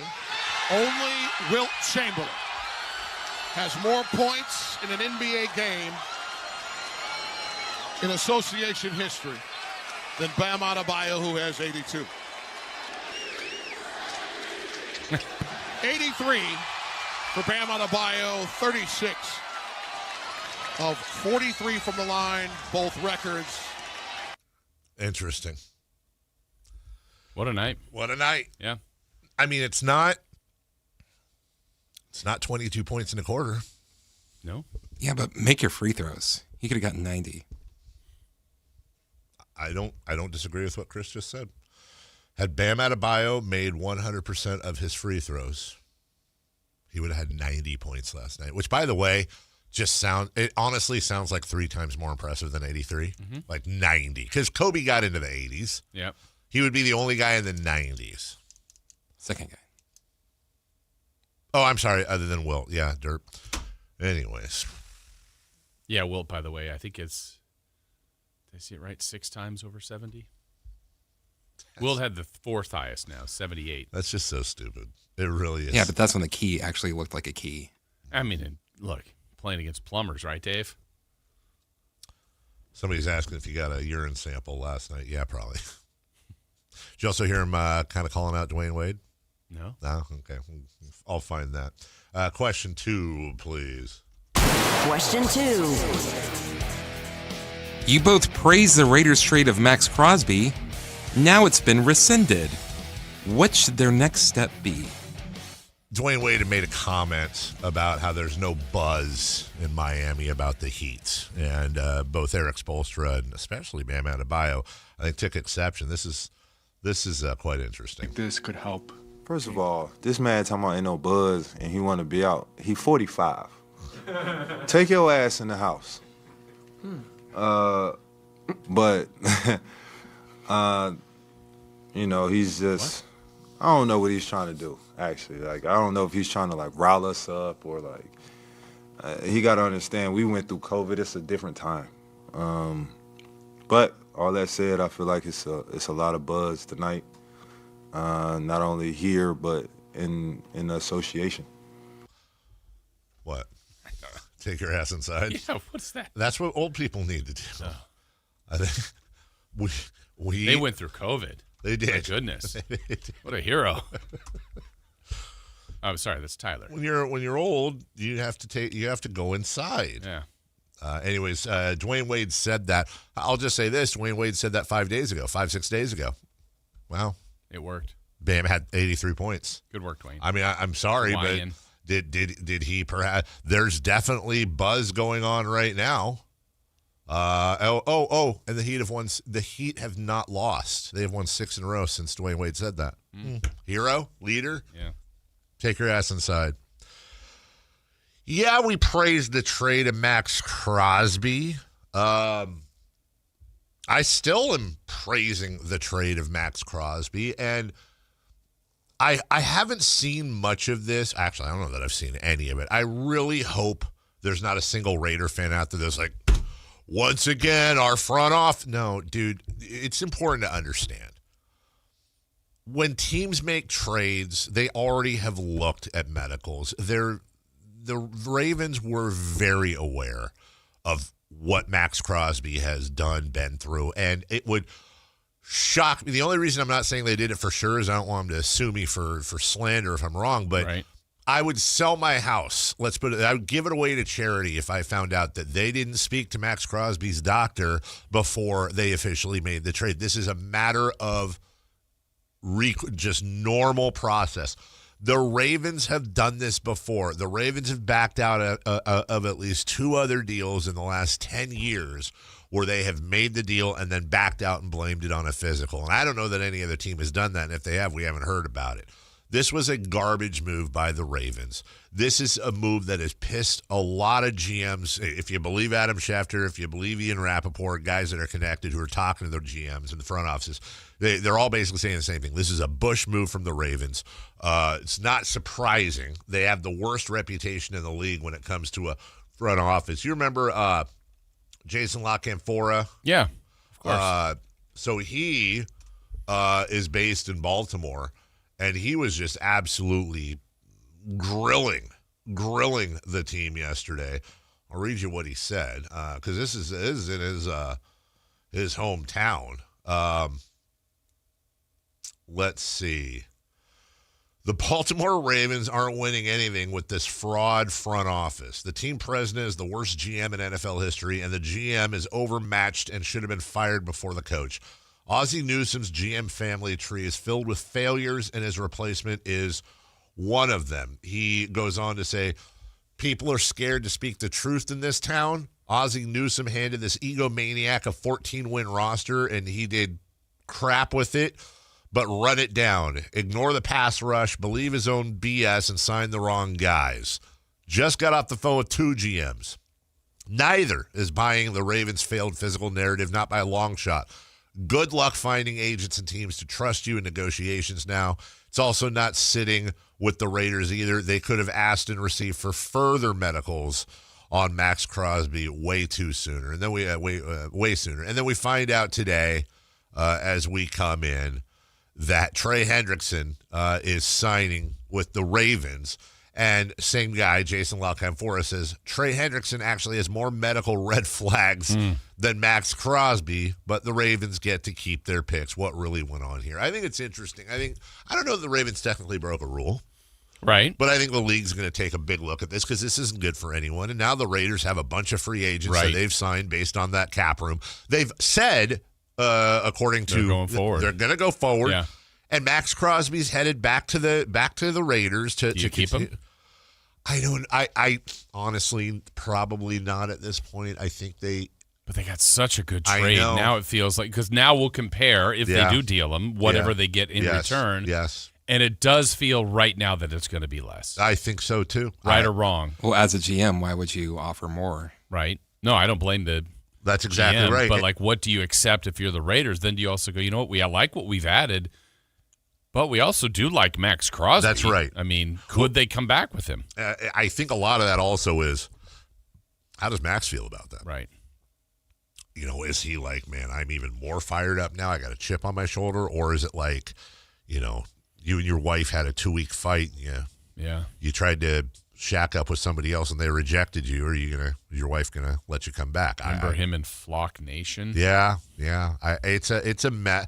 I think the Raiders are gonna come out of this okay. I think yes, They might not get the number 14 pick in a future like that, but I think part of the conversations John Spytek's going to be having, and he has to do this, is, guys, we're completely willing to keep Max Crosby. So if you think that all of a sudden this offer, you're going to get him for 1 first or 2 thirds, just don't even bother. And maybe somebody comes in and goes, no, we got it.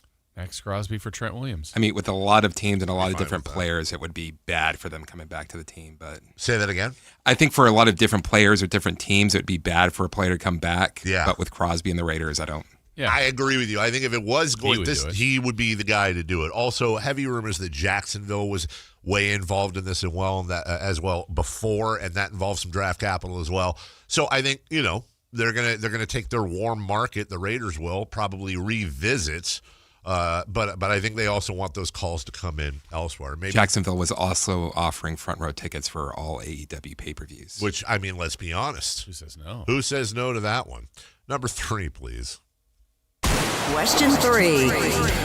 Team USA was on a high a little over 24 hours ago and then lost in a stunner last night to Italy and are in jeopardy of not advancing in the World Baseball Classic. What kind of look is this for the Americans? Well, I see we're past the break. Let's answer that when we come back, shall we? And let that become a tease, because I think what happened last night, I'm gonna try to do one of my world famous stupid comparisons or analogies, but I think I can bring this, as I always try to do, Jason. I think I can bring this right back to Sacramento. And I think it's actually going to work a little bit in explaining what happened last night. I'll tell you what I mean next. Tonight, Kings and Hornets. Tip off at 7. Your exclusive home for Kings basketball. Is Sactown Sports 1140.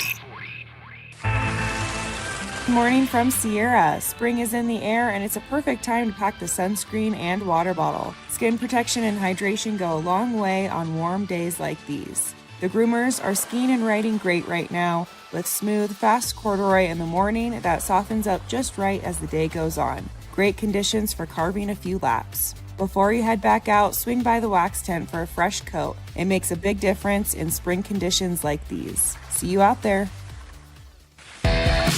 Ride more, stress less. Sierra at Tahoe is your closest, most affordable mountain escape from Sacramento or the Bay Area. From powder days to park laps, every run delivers that signature Sierra vibe.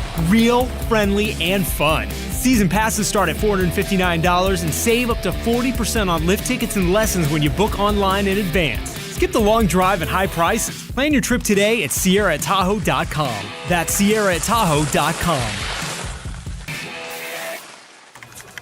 This is the sound of Lucy, staying on top of her spending. You see, even though she's buying a new pair of jeans, she knows that it fits within her monthly budget. Because Wells Fargo will send an alert if her balance drops below her set amount. Yep, nothing gets past Lucy, or Wells Fargo for that matter. However you make money work, Wells Fargo can work with that. Wells Fargo Bank, N.A., member FDIC. Welcome to the Bar None Auction. Bar None Auction is selling thousands of items this Saturday, March 14th in Sacramento. Large farming and construction equipment, cars, trucks, and industrial supplies, all sold to the highest bidder. Always open to the public. Visit barnoneauction.com. Guys, did you know your testosterone level impacts your energy, libido, sleep, weight, hair loss, mood, and even ED? And right now, Revive Men's Health Sacramento will check your testosterone for free. They've helped thousands of men since 2011 feel and perform better. They're so confident they can help you, they even guarantee it. Schedule your free testosterone test, exam, and consultation today. Call 916-277-8599. That's 916-277-8599. Or visit ReviveMen'sHealth.com. When you take the time to shop at Folsom Lake Honda, there's one thing you'll always find. Happy people ready to serve you. As a family-owned and operated dealership since 2009, customer service is our #1 priority. Our customers love doing business with us, and you will too. Looking to own or lease? During the spring sales event, drive a brand new Accord or Civic. Visit us today at FolsomLakeHonda.com, your one-stop Honda shop. Folsom Lake Honda, yeah, your one-stop Honda shop. The Madness is here, and so is your shot at $1 million. Enter the Sactown Sports 1140 Basketball Mayhem Bracket Challenge. It's free and open to fans nationwide. Head to SactownSports.com, build your bracket, and see if you've got what it takes. This contest is brought to you by Power Business Technology. For all your business copier needs, call 1-844-POWER-BZ or visit PowerCopiers.com. Don't sleep on this. Get your picks in now.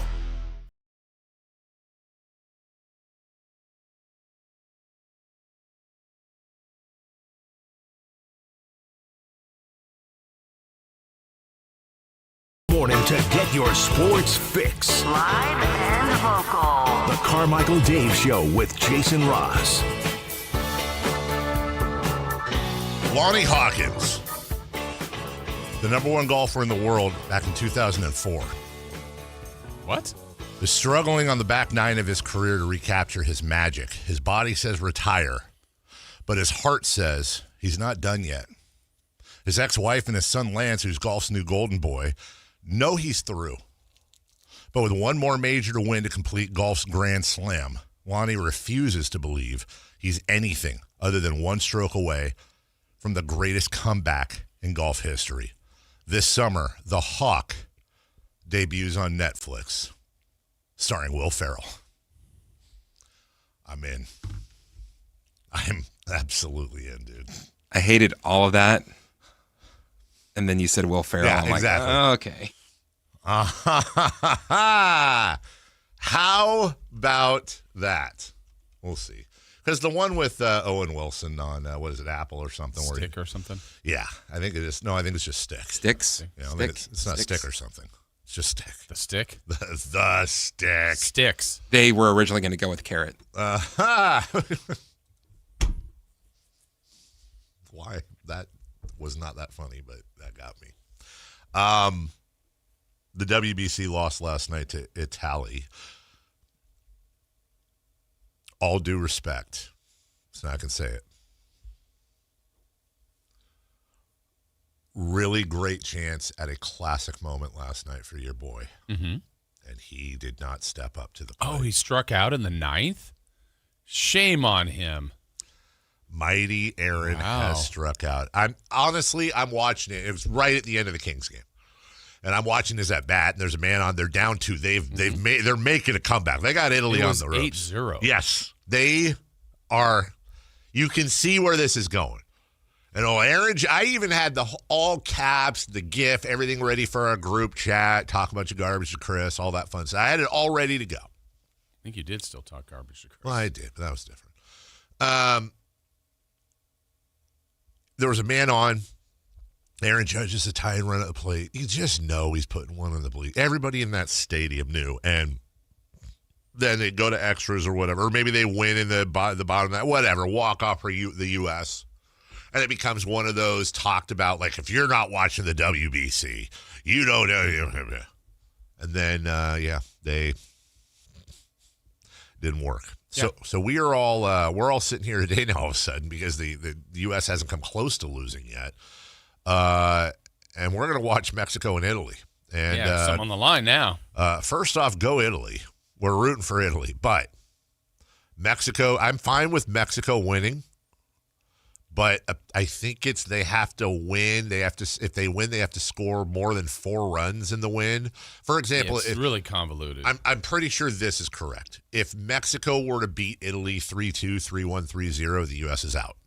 The U.S. is out because the tiebreaker is on runs given up or whatever, which could be a very, very, very, very embarrassing situation for Team USA manager Mark DeRosa, who was on television yesterday. You got 9 bodies ready to roll today, I would imagine. Absolutely. I'm going to look at it. I'm going to get some guys off their feet, no question about it. I'd like to get Goldie a start, and he has been awesome, just a leader of men behind the scenes with Aaron Judge. I'd like to get him in there. I'd like to get Gunnar in there again. Ton of respect for Italy. It's weird. We want to win. We want to win this game, even though our tickets punched to the quarterfinals. Huh? Hold Excuse on. me? I might have. That might be my fault. Let me make sure this That is was marked. edited. Yeah, let me replay it. Win this game, even though our tickets punched to the quarterfinals. Look, I am all for when people speak publicly, mistakes get made. They mix things up. They misremember things. Anyone who does any sort of public speaking understands that sometimes you just get caught up. You're not lying. You're not an idiot. You just said the wrong thing or remembered the wrong thing or used the wrong example, or maybe somebody told you something long ago you thought was true and it turns out they were messing with you. Whatever it may be. So that being said, that's a bad look for the manager of Team USA to say publicly that which is not true, that regardless of the outcome of USA-Italy, their ticket was punched, because what that does now is it rightfully opens people up to being able to say, did he really believe that? And if he really believed that, did that go into his lineup? Did that go into who he started yesterday, that Italy got off to a nice big start from? Like, did Mark DeRosa not realize the stakes and manage them out of the World Baseball Classic? It's opened up that door, right? It right? has, and it's on him. Yeah. So you want to get confused? Here's the scenarios. Let's get confused. Yeah. All right. You said it perfectly. Italy wins. Easy. Italy and USA advance. That's the easiest thing. Said it perfectly. Mexico wins and scores 6 or more runs. 6 or more. Okay. Mexico and USA go on. Okay. Mexico wins and scores less than 5 runs. Mexico and Italy advance. Now let's get weird. Mexico wins and scores exactly 5 runs. Mexico advances. The final spot down to the earned runs per inning played against tied opponents. And if that is equal, then it's down to the batting average in those games. And if that's equal, then it's a draw. Can I just say that's all stupid? And if it is, how hard would it be if it's play another game? If it's all tied up, I wouldn't even say that. Home run derby. Home run derby. How exciting. A home run derby to advance. It's the World Baseball Classic. Who cares? Have some fun with it. You got everybody up, home run derby. It was fun in the All-Star game last year when they did home run derby to decide right? Yes. It's fun. It's different. So I will say, if I could pick the outcome, I say go Mexico. I don't care about Italy. Mexico, 11-0. Okay. Then there you go. If you told me that Mexico would win today and they'd win by, I obviously, number one, need the USA to advance. I'd rather Mexico go through than Italy. I'm still mad at it. Listen, let's be honest. Italy hasn't always been nice to us historically.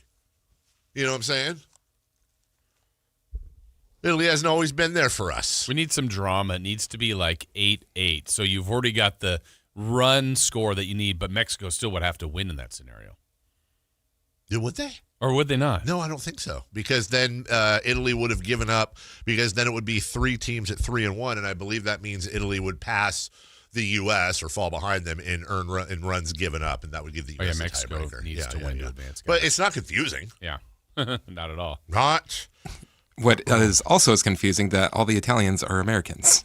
Yes. I know. I don't know. And like some of the criteria is a little different than the Olympics. It's like, I had pasta once, so I'm playing on Team Italian. That's the thing. I don't know. Like when I do a great Mario impression. You're on. You're in, Chris. I know it's like super different, but when how is this tied to Sacramento? I just don't want to even go down that road, but it is weird sometimes when you see certain players. But hey, whatever. Hey, how would I tie this to Sacramento? Thank you, Jason. I'm going to pay that tease off right now, because you know what happened last night? The team that is a top 2, top 3 favorite to win this whole thing lost to Little Italy. Little Italy, little boot there in San Francisco. No, the other one, New York. Europe's boot. Yeah, exactly. The boot of Europe. And they got a coffee maker. We were talking about this espresso machine in their dugout. Like, come on, they're going out there and drinking espresso and doing whatever they do. And what's in that? That's exactly. Is it crunk juice that for DeAndre Ayton's crunk juice? I don't know. The way I will tie it to Sacramento is this, because I think it's what's wonderful about baseball is that baseball is that one. Like, look, if the Chiefs were playing Alabama, the Chiefs would win 100 out of 100 games. If the Sacramento Kings or Pacers were playing Arizona, the Kings or Pacers would win 100 out of 100 times. And if you're out there going, no, they would win handily. But in baseball, anything can happen.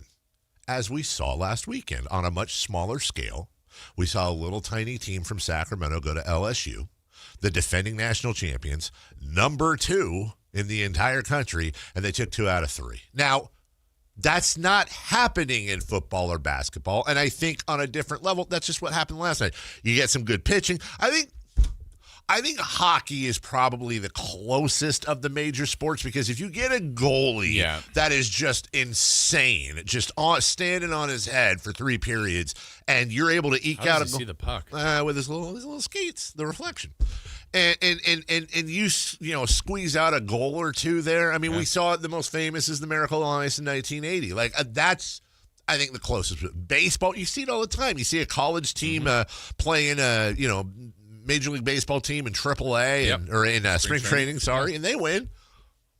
I think that's a little bit of what happened last night, and that's how I would bring it back to Sacramento. Okay. See? I told you. I think that's fair. Yeah. Bam Adebayo scored 83 last night. And one of the things I was thinking about when I first saw that or was watching it is I put the over-under. I mean, I said 50, but honestly, it's at least 20. Like, if I told you a week ago, Jason, Basketball Jesus just told me, hey, Dave, that's how he sounds. Hey, Dave, someone's going to score 83 next week. And then you, Chris, and I had a fantasy draft to draft who we thought would get that 83. How many players do we draft before Bam Adebayo? I don't know how long the list is, and it's not that Bam can't do it, but Bam, there's been comps before of like Bam and Sabonis. Yeah. And if I said go down the list of Kings, like Sabonis is one of their best players. Yes. But I would put him way lower. Yes. As far as someone that I don't know, maybe a Malik could get crazy hot. Keegan we saw go for 47. DeRozan, Levine. I don't know when I even get to Sabonis. It's the same idea, you tell me, okay, he's on Miami. All right, well, it's Tyler Hero, Norman Powell, Wiggins. Man, did Davion? I don't know when I get to Bam. And that's just those 2 teams. Bam Adebayo, after last night, is 35th in the league in scoring. What did he jump to? What's his average now? Averaging exactly 20 points a game. Wow, he went up 1.1. He's exactly at 20. But let me give you an example. These are all people below Bam Adebayo that I believe before last night. I'll just speak for myself. Yeah. You tell me if you agree. I would have drafted before Bam in this Basketball Jesus draft. I think I actually would have taken both LaMelo Ball and Conca-Nipple. I wouldn't have believed it. Yeah. I'm talking about. But if you're telling me somebody's doing it, sure. If I'm looking at the board and I'm seeing Conca-Nipple, LaMelo Ball, and Bam Adebayo. For sure, Ball. Yeah. Probably. based on the amount of threes, sure. I'd probably take De'Aaron Fox. Oh, yeah. I don't believe this is the guy that's going to do it, but I think I'd probably take C.J. McCollum. I'm going in order now, by the way. Okay. I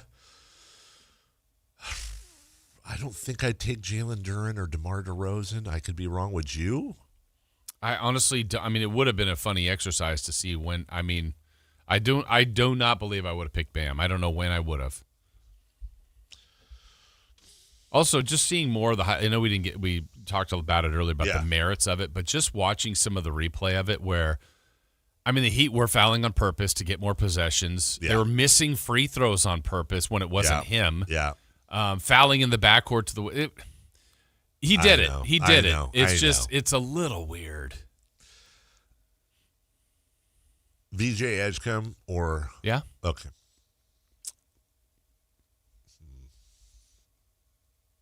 Stephon Castle. Yep. Okay. OG Anunoby. Yeah. Okay. Over Bam Adebayo and who's going to score? Peyton Pritchard. Yeah. Yeah. I see. That's the type of guy. 90 in a summer league. Yeah. Or whatever I could see him doing that. I honestly think the over/under is right around 50, which, as much as everyone is Mickey Mousing, excuse me. As much as some people are Mickey Mousing this and the conversation that's surrounding what Bam did and what went into it and all that, and that's just sports radio and everyone being a fan. I really think an important part of the conversation is when you look at the list of highest scoring games. It's Wilt a bunch of times. It's Kobe Bryant. It's David Robinson. It's on and on and on. I think based on that, I think Bam Adebayo. during the break, I'm going to look at the list of highest scoring games, and I wonder how long I have to go before I find as much of an outlier as Bam Adebayo. Well, I wrote the 11 players down last night. He's the oddest one. Yeah, he is, isn't he? I think so. I mean, I don't know what David Thompson's career, he's in the 70s or early 70s, what his career average is, but Robinson, David Thompson, Booker, Doncic, That's Kobe. That's the stat. What are the for everybody who scored in that top fifth, whatever, what is the difference between their points per game that year and what that high was? Yeah. And so right now, after last night, this is after taking that into account, he scored 63 points above his average. And he actually really scored, you said he went up a point. So he scored 64 points at the time. I will just bet that's probably a bigger difference, certainly, than anyone who's ever scored. Yeah, it has to be more than anyone who's ever scored over 50. I'm stopping because I was going to say, well, Tony Delk had 50, but but right there, Tony Delk had 50. Bam Adebayo, the difference between what he scored and what he averages is 14 points more than what Tony Delk scored. Right. Okay, Chris, we'll take a break. Do your job. Do the sponsors. I get it. We'll take a break. When we come back, Kings Rewind. We'll go back through last night's battle for worst place, and the Kings come out on top or bottom. We'll do all that next. Malik Monk plays here. Started left, goes right, steps back, launches the three. Nothing but net. Oh, that was just filthy. Oh, my, that was sweet. Sactown Sports is your proud home of the Sacramento Kings. Hey there. Hi. Hey. Have you ever scored 83 in a game? I haven't. One time in band camp. Well, Dave did one time in band camp. Years of experience is who I'm telling you about, and that's Jonathan Gonzalez. Gonzalez Law has done it for a long, long time, has been effective, impactful in our community, and you go to saclegaldefense.com, 916-304-9187 to get the help you might need. You need representation. Here's who you need to contact. It is Jonathan Gonzalez and his law team with Gonzalez Law. Whether you need criminal defense, maybe you have something on your record that's still bothering you that you'd like to just get it out of there, get it removed, just feel better about just kind of your standing. Well, he can do that. It's called an expungement. Get that off your record. Keep going forward and feel better about your situation. Also, if you need a representation for an auto accident, maybe you've been involved in a situation at work, a wrongful termination case, sexual harassment case, all these things are areas where you might need someone with expertise. Well, how about a dedicated trial lawyer with an undefeated record? If we go back to 2016, 2017, 2018, 2019, again, no case is too big, no case is too small. He is here to help. It's Jonathan Gonzalez, Gonzalez Law, saclegaldefense.com, 916-304-9187. Spring is here, and there's really nothing better than hitting the open road in a new Honda. Whether you're shopping new or pre-owned, Stockton Honda has the selection and savings, plus get top dollar for your trade. And while life's roads are often filled with bumps, buying from Stockton Honda couldn't be smoother. Wherever the road you travel might lead, Stockton Honda is happy to get you there. Come in today or go to StocktonHonda.com. Anytime, anywhere, it's all here.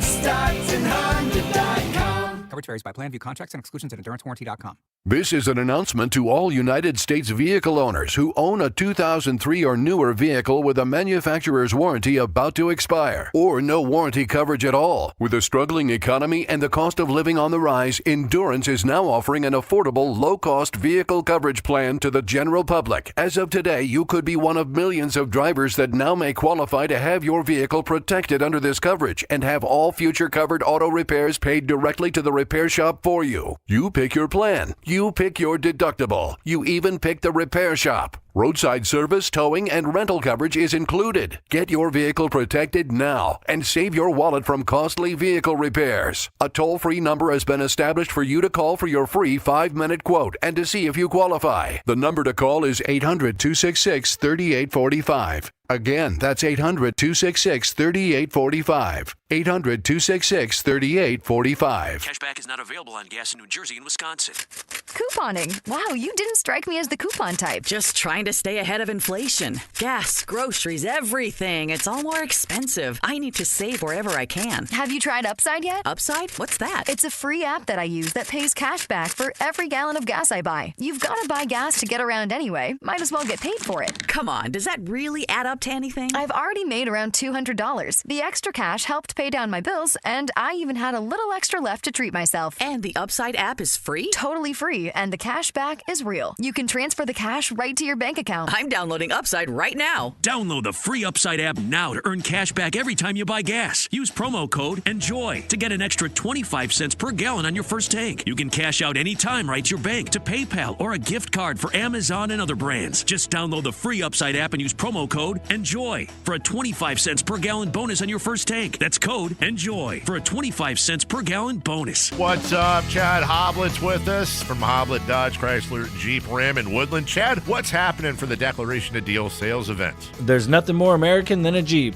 And with the Declaration of Deals, now is the time to get your hands on a new Jeep Wrangler Willys when you save up to $7,500 off MSRP. This is the most capable and versatile 4x4 Jeep on the road, and could be yours. Well, what else do you have? We have it all. When you check out the certified pre-owned Supercenter, we have over 200 vehicles waiting for you, including nearly 120 vehicles under $30,000. Whatever you're looking for, you can find it at Hoblet and take advantage of our award-winning customer service. As a fifth-generation dealer, you're not a number, you're family. Search, select, and save through their whole inventory at HobletDodge.com. Unbeatable prices, unbeatable selection. Nobody beats Hoblet, period. $7,500 total net savings on select new 2026 Jeep Wrangler Willys after $3,000 factory rebates and $4,500 Hoblet discounts. Rebates may include $1,500 select inventory cash on select inventory, $1,000 SFS bonus cash, must finance through Stellantis. 5% savings, see dealer for details.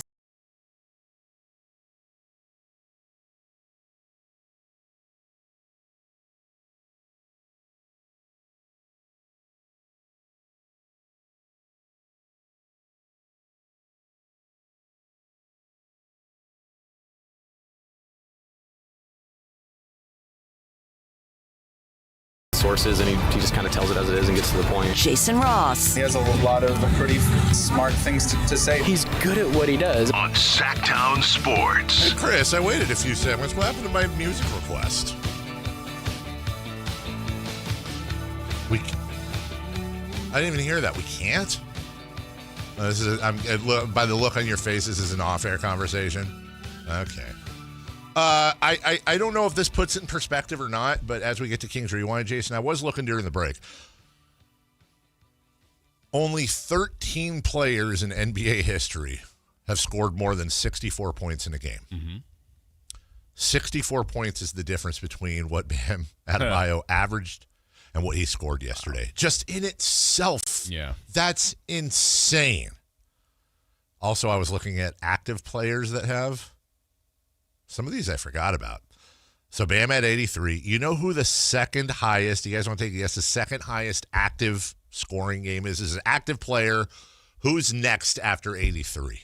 Luka Doncic, 73 points. Two players active are tied for the next level. Devin Booker. That is, Devin Booker had 70. Donovan Mitchell had 71. And Damian Lillard. Damian Lillard had 71. There's one other player active that had 70, and we'll stop there. Devin Booker is one. Ready? I got the bell. Get ready to ring it. Uh-huh. Calling your shot. Oh, yeah. Oh, wow. Big fella. He is a big fella. In a city that has a bell. Is the bell intact, Jason? No, there's a crack. Is there a crack in the bell? Ben Simmons. That's right. Joel Ben Embiid. Simmons out of LSU. Oh, Joel Embiid. Yeah. Right. Yeah, I did all that research last night. Oh, you did? Yeah. Well, hey, still impressive. You remembered it from last night? I did. I do. Also, thanks for the rundown. It's always nice to open it up in the morning. Kings Rewind. Start right meow.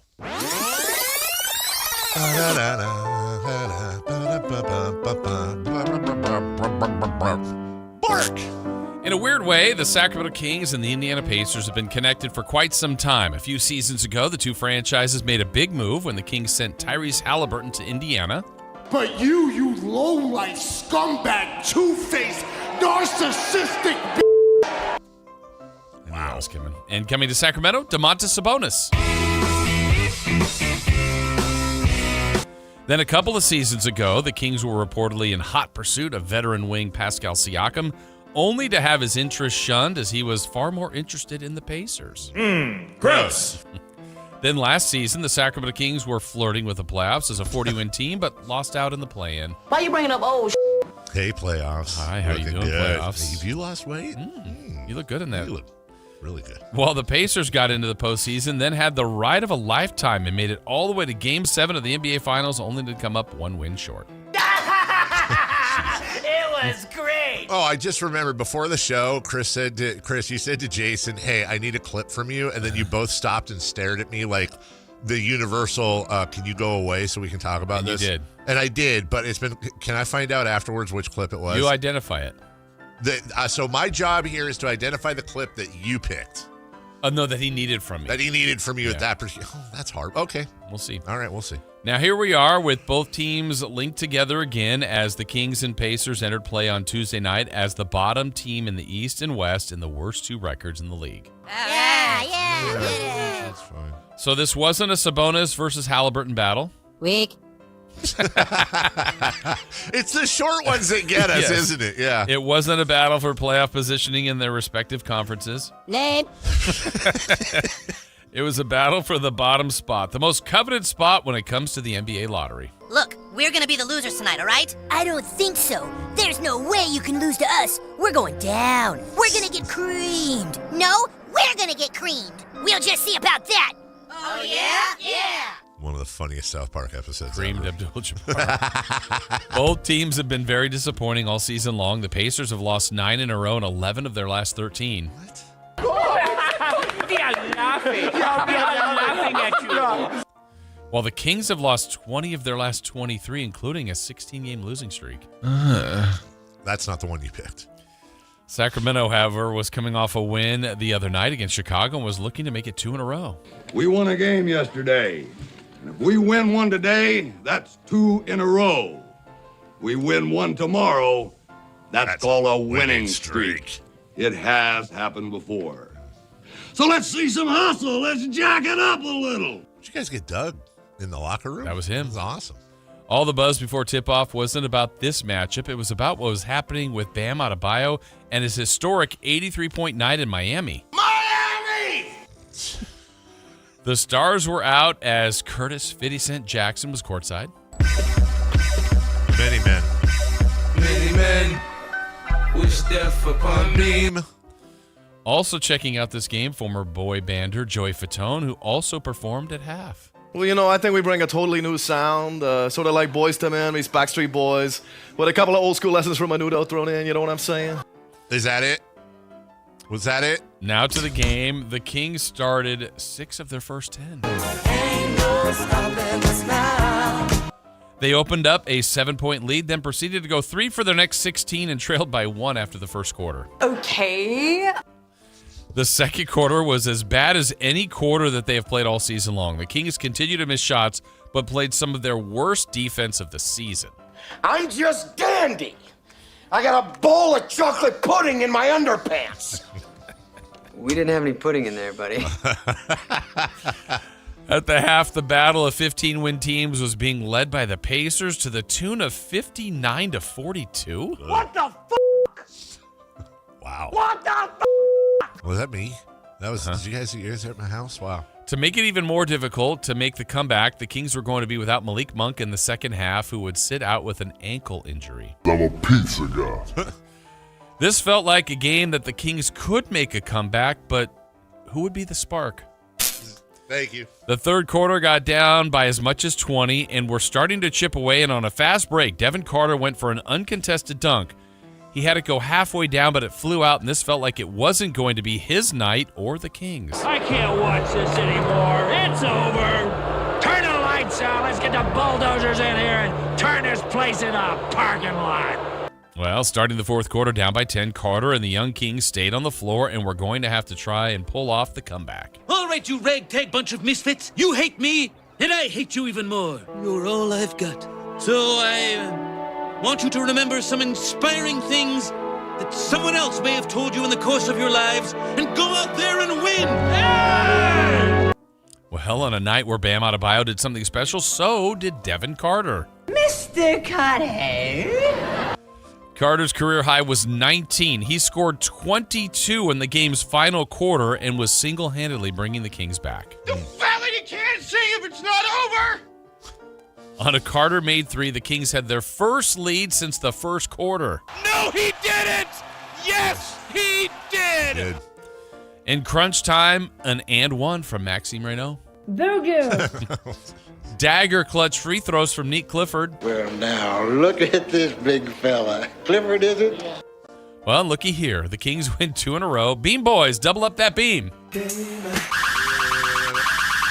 Stupid movie. Sacramento still has the worst record in the West, but now a half game ahead of Indiana for dead last in the NBA. Man, you are one pathetic loser. No offense. And the Kings close out this 5-game homestand tonight against the suddenly charging Charlotte Hornets. Bees! Bees! Bees in the car! Bees everywhere! God, they're huge! They're ripping my flesh off! So now you know how it all played out last night. I have no clue. What was the last one? Oh, was that one? No. Well, which one was it? I want to know which one it was. When we come back, what clip did Jason pick? I thought it might be He that just one. needed from me. I didn't pick it. I never pick anything from Rewind. Oh, you just okay. Man, I've been thinking about that all day. All right, we'll take a break. When we come back, well done, boys. We got post-game reaction from last night's battle for worst place. The Kings win, you win. We'll talk about it next. You never know what you might hear when listening to a Sacramento Kings game. Out of Keegan, going for another triple. Man, is he feeling it. Keegan, can he do it? Yes, there's number 11, Keegan Murray. Keegan steps back. He just knocked down his 12th three-pointer, a Kings franchise record. He's got 45 points. Never miss a moment of Sacramento Kings basketball with Sactown Sports and the Sactown Sports app. This is the story of the one. As a safety manager at a manufacturing plant, he does everything he can to keep his coworkers safe.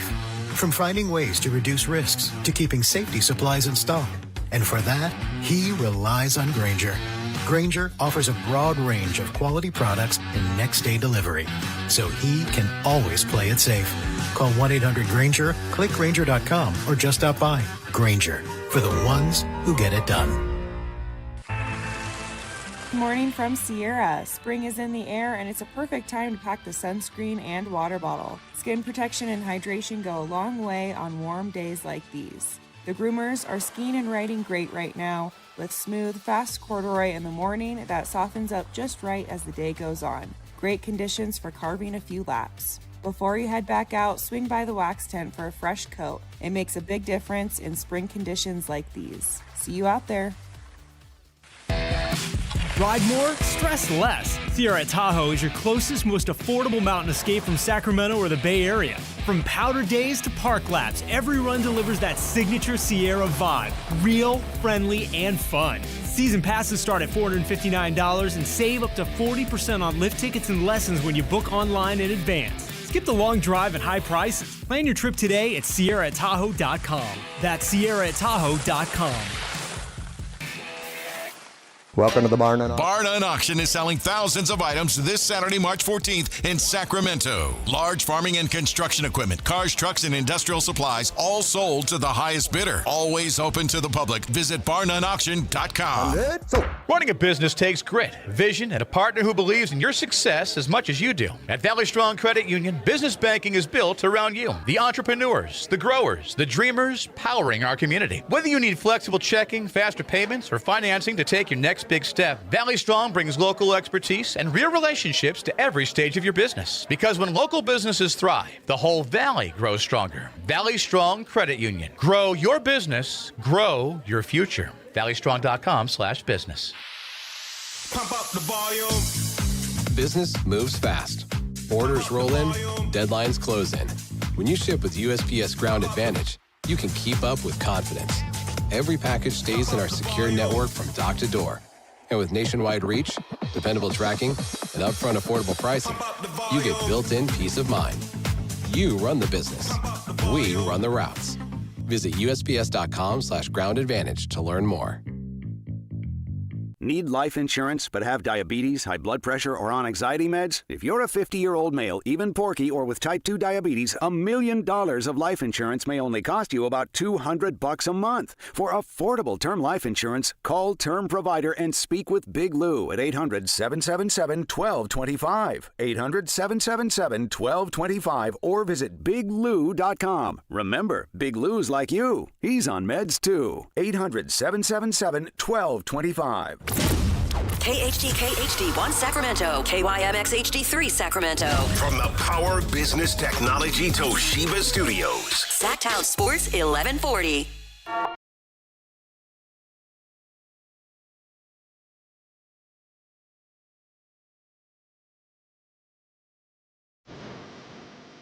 Ladies and gentlemen, we are halfway through the week. Your week! So right now, I need every single listener on their feet. Callers, texters, YouTubers. Make some noise for Sacramento's favorite sports morning show. Carmichael Dave, Jason Ross, and the man behind the glass, Chris Verla.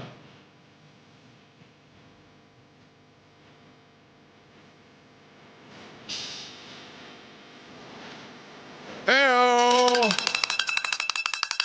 Thank you. Oh, Scotty McFresh. That's right, halfway through. Got anything coming up this weekend? 2 Kings games. Oh. Saturday and Sunday. Which would you rather? Well, that's unfair. I'm asking about your job. Let's ask. 2 Kings games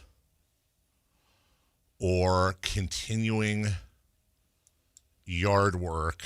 2 Kings games. Okay. No matter what the rest of that phrase Well, is. I didn't know because I thought maybe like you'd be like, hey, going to be some great weather, be out in the yard, mowing, doing this. And, you know, we have a junk day planned now. Anyone who's ever ordered a junk day, it's usually like a month out.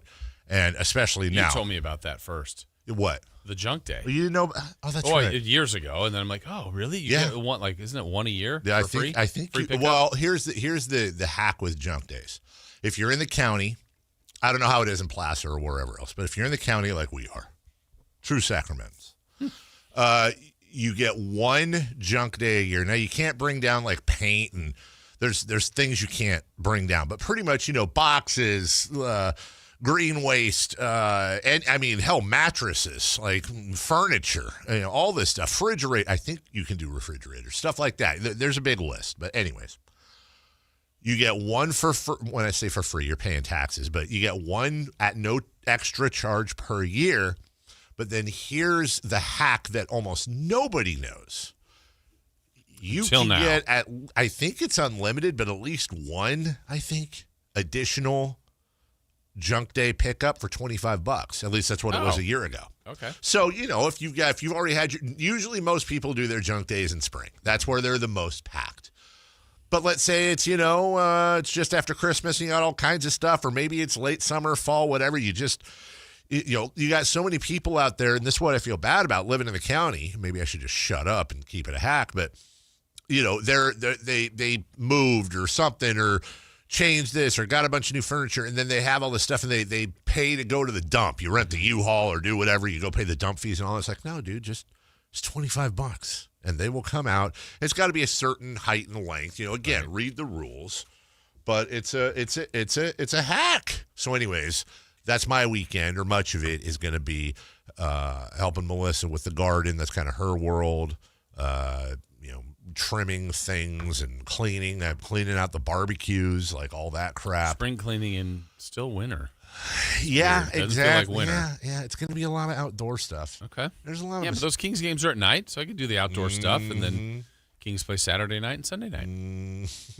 That's exactly right. Yeah. By the way, I weather. was asking Chris for a music request. That's fine. I was asking him for All Mixed Up by 311 because today's March 11th.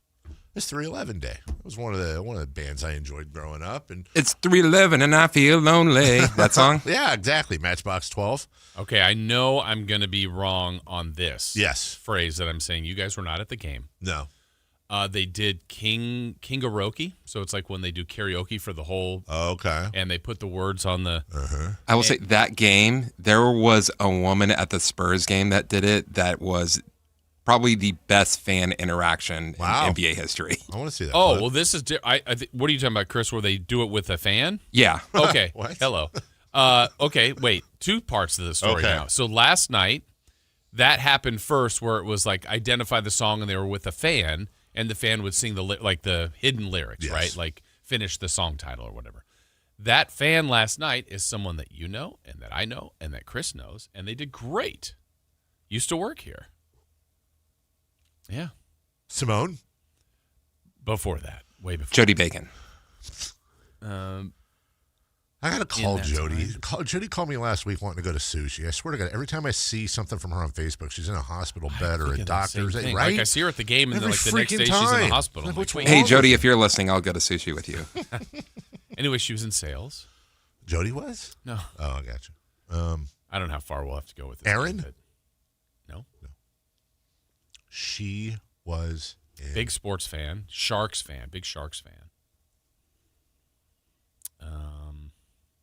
I don't know how long ago was here. Definitely the old building. I don't think ever here. Alva? Stupid. That's Jason's wife, by the way. I will just say it. Yeah. Corey Peterson. Oh! And she did great. Let's not ever do that again. She did. Absolutely crushed it. Crushed it. It was great to see her. I think I know. I definitely remember her. Yeah. You would the second you saw her.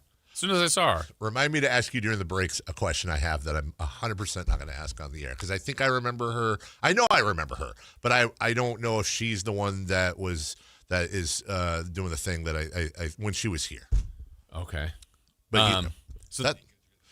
Yes. Yeah. Yeah. Is that correct? Is that okay? I got it. So then the other thing that I was going to bring up that I felt like I should ask you guys. So they did Kingaroke, where it's like the whole arena is going to sing the song that they played during the timeout. Yes. And I'm always hoping for, like, especially if 50 Cent was there, Joey Fatone. So I'm thinking like, it might tie into those guys. But it was, what was it, Y2K night. Okay. So they took a song from the early 2000s. And then when the song plays, I'm like, oh. I wasn't in love with the song. The arena loved it. And I'm like, okay, well, I can admit if I'm wrong. All right. But I'm guessing, Dave, that you will love the song choice. And I think Chris will be like, yeah, that's good. All the Small Things. Blink-182, Yes. All the Small Things. Oh, that's an absolute sing-along. Okay. I was wrong. I mean, I know the song, and I know and it's fine. And To you're me, saying it's not what you would have picked? Well, it's not my favorite Blink-182 song, but same. that's the Blink-182 But song. like I go, oh, this is not going to work, and I'm like, okay, I am dead wrong. I'll admit the building loved it. They were did. into it. It's one of those sing-along songs because everybody knows certain parts. Like everybody knows all the small things. Yeah. They don't know the. Yeah, but they had the words, and people were doing it. And I'm like, you know what? And they had their cell phone lights. Very and like, recognizable. I'll be at your show. Yeah. And then they all know say it, so I won't. They but know I that thought part. with Fitty there or with Joey, I don't know, or just like a hip hop. Like, Yes. but it was great. They were interesting. I missed on that one, so good for the Kings Ops. You win again. So for Y2K night, then Joey Fatone sang a bunch of 90s songs at halftime. That weren't He did sing. You know what he did sing? Didn't he? I saw a clip. At Oh, halftime, but man. I can't remember. Okay, tell me if you guys. Was it Bye Bye Bye? Well, he did that. Of course. Kyle was roasting him. Okay, what did he sing, Chris? I know he's saying Poison. Yes. Bell Biv DeVoe's Bell Biv Poison. DeVoe's It was fine. Poison? It was good. I was entertained by. I mean, that's the time where I'm talking the most. We're doing highlights and talking, but I'm like, is he singing Poison? I go, Never he is trust a big butt and a smile. Oh, yeah. Poison. Okay, so here's my question: when he was singing "Bye Bye Bye," there's obviously That was his last song. a lot of different harmonies and stuff. Was it like? Were they like were they like probably playing a karaoke version with the backups? No, and he there was singing? this a little band? mini stage and a band back there, and the dancers were dancing. That was a nice little show. Okay. That's the weird thing when you found out that he was the only guy that sang the third bye and bye, bye, bye. So the whole time he just, bye. I'm the third by everybody. That's funny. I always remember Joey Fatone because for the longest, like you read something, you don't know how the word's pronounced. I always thought it was funny that his name was Joey Fat One. Yeah, I knew you were going to say And that. then somebody finally said, I was like, oh, that's boring. Yeah. I don't think I'd ever typed that out. So it was Joey, the fat one. It was in rewind, and I wrote like a fat one. Joey Fat One. Well, that's good. Look, you got 50 Cent was there throwing T-shirts. You had Joey Fat One there singing along. Corey Peterson winning the Corey Peterson crushing it. Yeah, crushing it. She did great. You had a win. Yep. Huge comeback.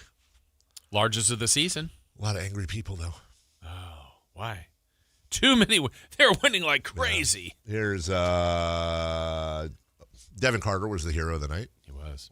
Devin Carter on Staying Ready. No, I actually came in earlier today before our shoot around at 4. I came in at like 3:15 and got like a little workout in. Obviously, I haven't been in a rotation too much, so I wasn't expecting too much, but just me coming in, getting extra work in, just trying to stay ready, and tonight showed. So, Devin Carter on Bam Adebayo. That's interesting. Nah, I mean, shoot, I wouldn't even think about Bam during the game. I mean, they did put the thing on the screen, but 83 is crazy on, 40-something shots? Something, that's a lot of shots, though. A lot of free throws, too. So, congrats to Bam, though. That's my dog. I worked out with him when I was in high school a few times because my pops was with the Heat at the time. But, congrats to Bam. That's crazy, 83. Sorry to interrupt there. I was going to say, one of the, everything was impressive about Devin Carter last night, plus 21, 16 minutes, 24 points, all that. But the fact that he was 9 of 13 and 3 of 4, and if there's a knock on Devin Carter, it's his shooting. I'm not trying to be hyperbolic. I'll take those percentages any night of the week. 9 of 13, 3 of 4. So he was asked about his three-point shooting. I mean, I'm sure you guys know in college I shot 40% on 8 attempts a game, so it's not like I can't shoot.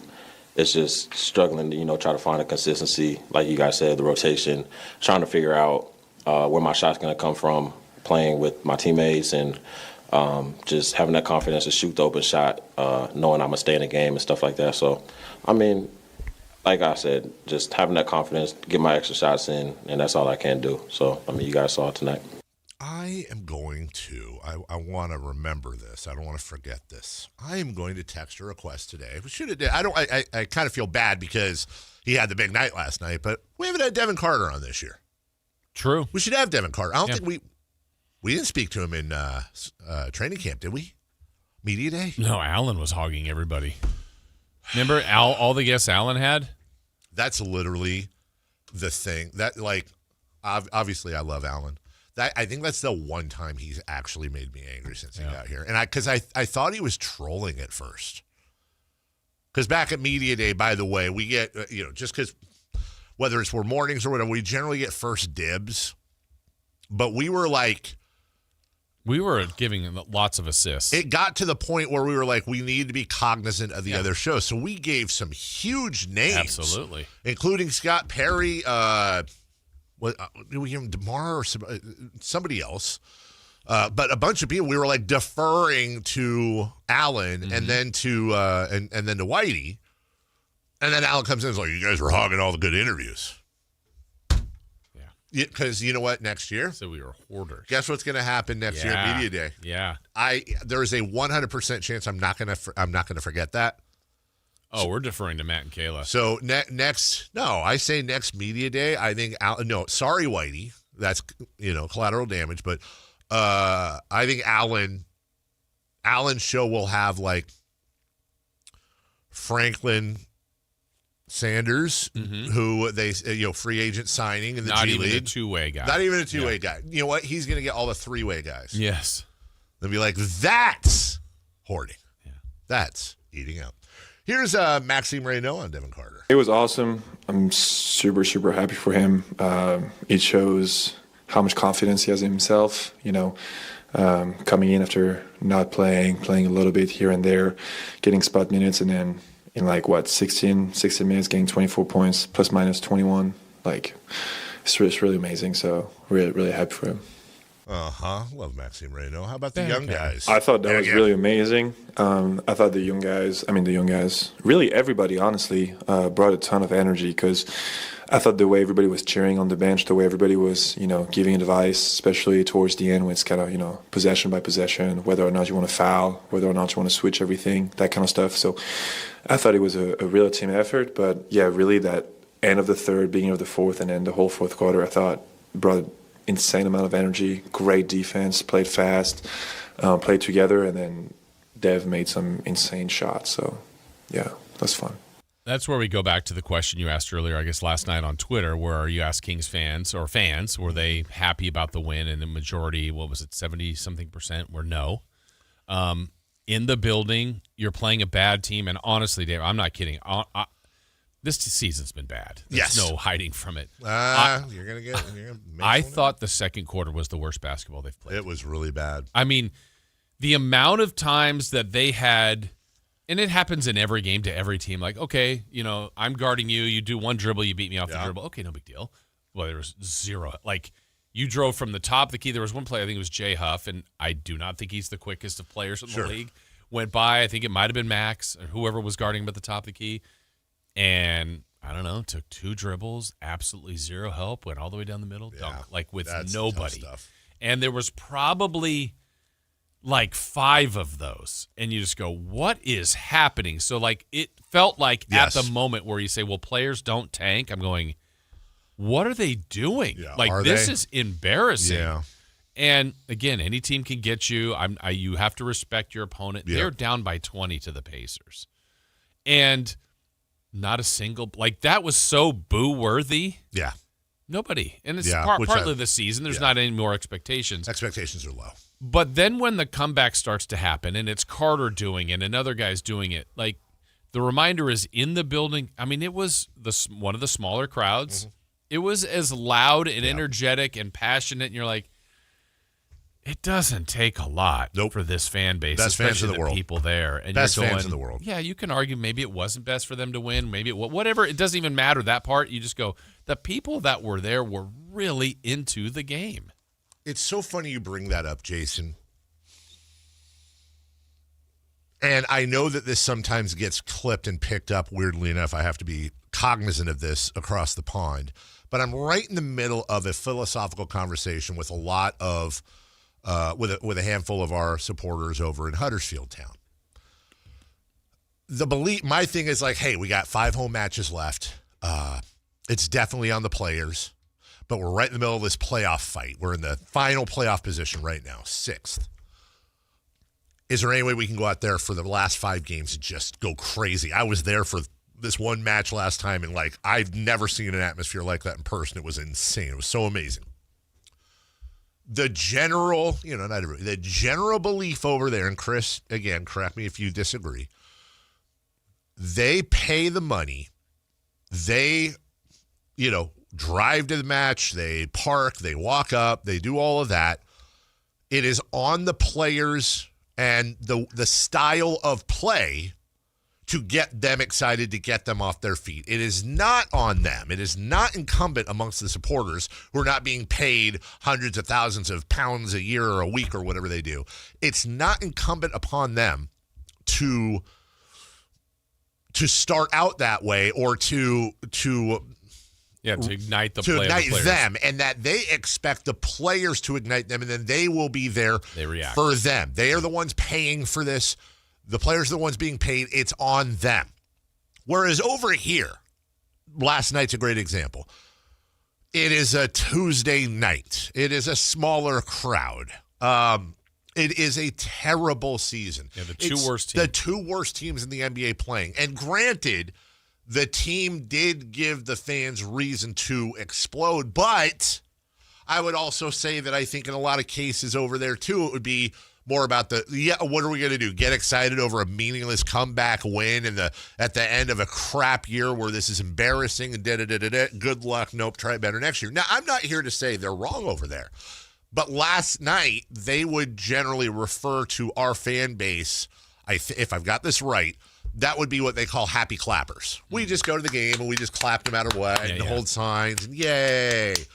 And they're like, no, dude. Like, we have expectations. We were here before you. We'll be here after you. You need to go out there and you need to die for the uniform you're wearing because it represents us and all of that. And we're not going to sit here and just clap. You have to earn our noise a little bit, if you will. Or more to the point, if you're not earning it, we're going to let you know. And it is not uncommon.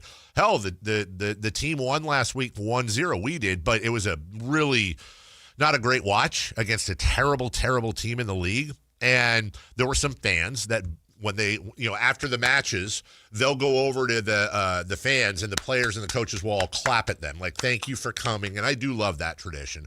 And there were some people that were booing after a win. But their thing was win, but also this was a completely boring game and you need to know that. And I don't feel as... You don't think that's normal? Yeah. I'd never seen it, and it certainly was just a small handful. I don't want to give the wrong idea, but it floored me. Even though it was a boring game, it was a terribly tough watch. It was a 1-0 finish, and the one was an own goal by the other team. I get it, but it was still a win. But that's out of touch by me because they're saying it wasn't entertaining. You didn't entertain us.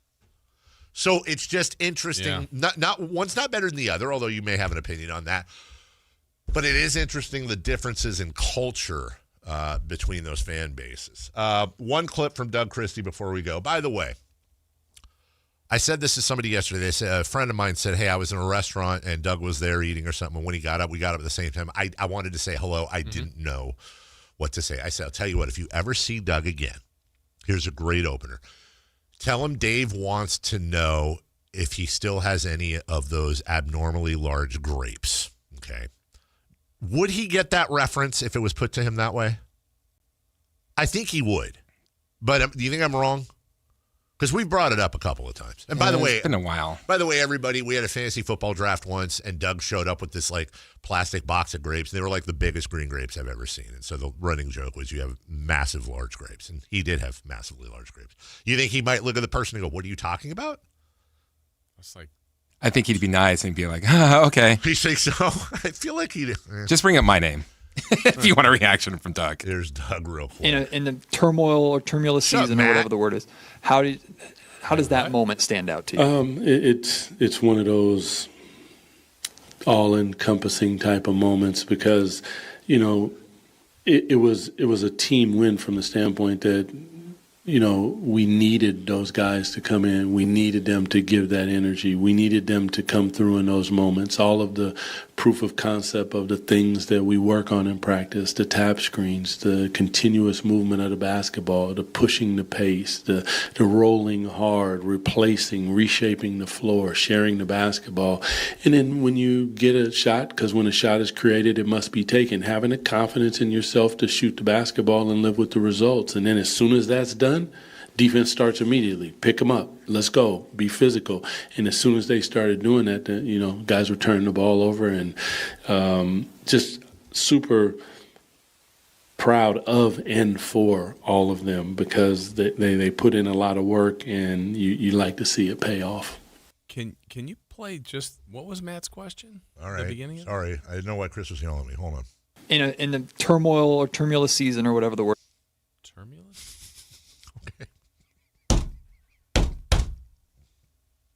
I instinctively say, shut up, Matt, but I went over that. Now I know why Chris was gesturing at me. Hey, okay, one more time. In the turmoil or tumultuous season or whatever. Please tell me you're clipping or you have clipped that up, please, for Crosstalk and forever. In the turmoil or tumultuous season or whatever the word is. I think he was trying to say, okay, here's my guess. Tumultuous? Tumultuous. Yes. Tumultuous. Tumultuous sounds like the other wizard that fought Gandalf. In the turmoil or tumultuous season or whatever the word is. Okay, I think it's the other part of the airport. You got to go to the other Tumultuous. Remember that movie with Tom Hanks, Yes. Tumultuous? Oh, Matt's texting us. He is listening. Or he texted me. I can't read that on the air. I will give Matt this credit. And I was about to before he texted. He did at least kind of catch himself that he knew when he said whatever the word is. I think he knew he got it wrong. In the turmoil or tumultuous season or whatever the word is.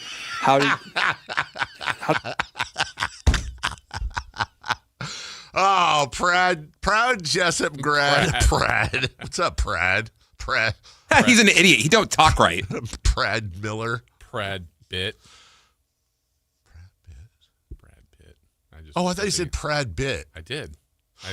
You reversed them. I thinker. gotcha. You know what? That was in my brain. That was tumultuous season or whatever the word is.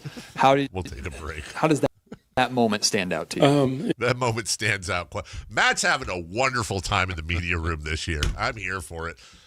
We will take a break. When we come back, we'll get to NFL Day 2 of free agency. Some might say a turmoil or tumulus season or whatever the word is. Yeah, it's been a tumulus. Smooth for the Raiders. Very smooth. We'll get to all that next. The San Francisco 49ers play on Sactown Sports 1140. Touchdown 49ers! Every game on your #1 sports station. Don't miss the action on your local sports leader. Sactown Sports 1140. Capital Casino is conveniently located in downtown 411 16th Street and has been a part of the greater Sacramento area for over 20 years. They offer the best variety of games in the region in a safe and friendly environment, and there's plenty of parking, all well lit and monitored by security. Come have a great meal at the cafe and restaurant inside. Capital Casino has the best food, the best service, and the best action. But please always remember to gamble responsibly. 1-800-GAMBLER. Guys, did you know your testosterone level impacts your energy, libido, sleep, weight, hair loss, mood, and even ED? And right now, Revive Men's Health Sacramento will check your testosterone for free. They've helped thousands of men since 2011 feel and perform better. They're so confident they can help you, they even guarantee it. Schedule your free testosterone test, exam, and consultation today. Call 916-277-8599. That's 916-277-8599. Or visit ReviveMen'sHealth.com. Saturday, March 21st, history hits the gas. The 77th season opener at Stockton 99 Speedway. Tribute to Norman David. Gates open at 5 p.m. Get your tickets now at Stockton99.com. Morning from Sierra. Spring is in the air, and it's a perfect time to pack the sunscreen and water bottle. Skin protection and hydration go a long way on warm days like these. The groomers are skiing and riding great right now, with smooth, fast corduroy in the morning that softens up just right as the day goes on. Great conditions for carving a few laps. Before you head back out, swing by the wax tent for a fresh coat. It makes a big difference in spring conditions like these. See you out there. Ride more, stress less. Sierra Tahoe is your closest, most affordable mountain escape from Sacramento or the Bay Area. From powder days to park laps, every run delivers that signature Sierra vibe. Real, friendly, and fun. Season passes start at $459 and save up to 40% on lift tickets and lessons when you book online in advance. Skip the long drive and high prices. Plan your trip today at SierraTahoe.com. That's SierraTahoe.com. At Power Business Technology, we're not another big box corporation. We're your neighbors, locally owned and operated. We know what businesses like yours need, from reliable printers to high-performance copiers. We'll help you find the right solution with personal service you just can't get online. Need setup or support? We're just down the road and always happy to help. Power Business Technology, family hometown service with big-time solutions. Contact us today for all your business printing needs at 844-POWER-BZ. That's 844-769-3729, or visit us at powercopiers.com. Welcome to the Barn and Barn and Auction is selling thousands of items this Saturday, March 14th in Sacramento. Large farming and construction equipment, cars, trucks, and industrial supplies, all sold to the highest bidder. Always open to the public. Visit barnandauction.com.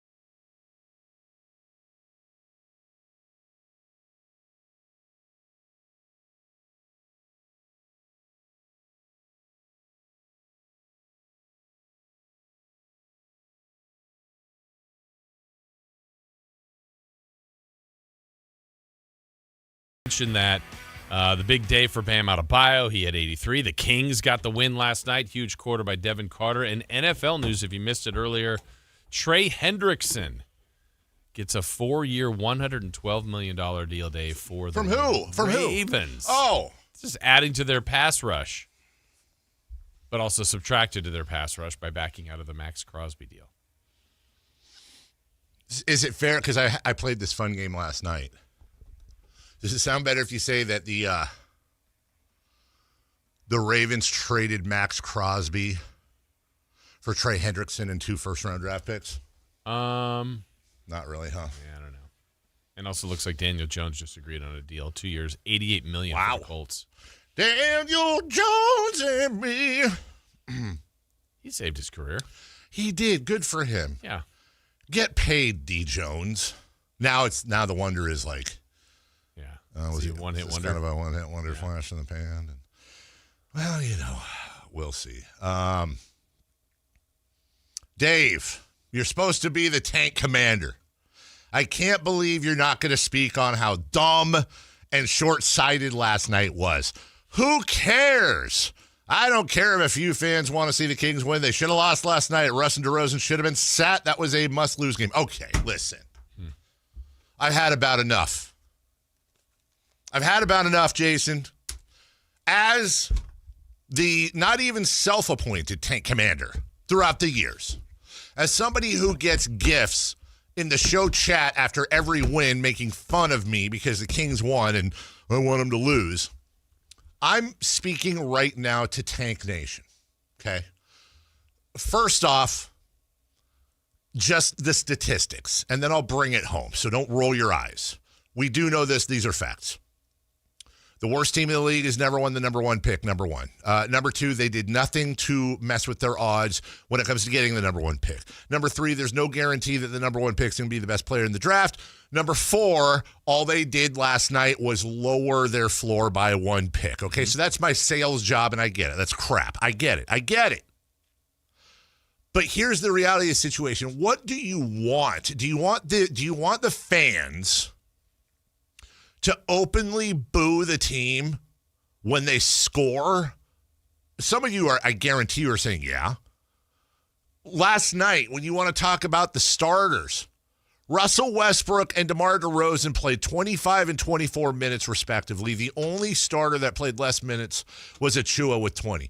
Neek got 38. Max Reynaud got 34. Daquan Plowden, no offense, got 31 effing minutes last night. Killian Hayes, who was eating a popsicle on the couch or whatever he was doing a month ago, got 23. Yeah. Also had a second turnover, too. Is it time to cut him? Well, and the first 3 you mentioned, Achua, DeRozan, and Westbrook, did not play any 1 second in the fourth quarter. Which we always say, well, no, you should play the vets.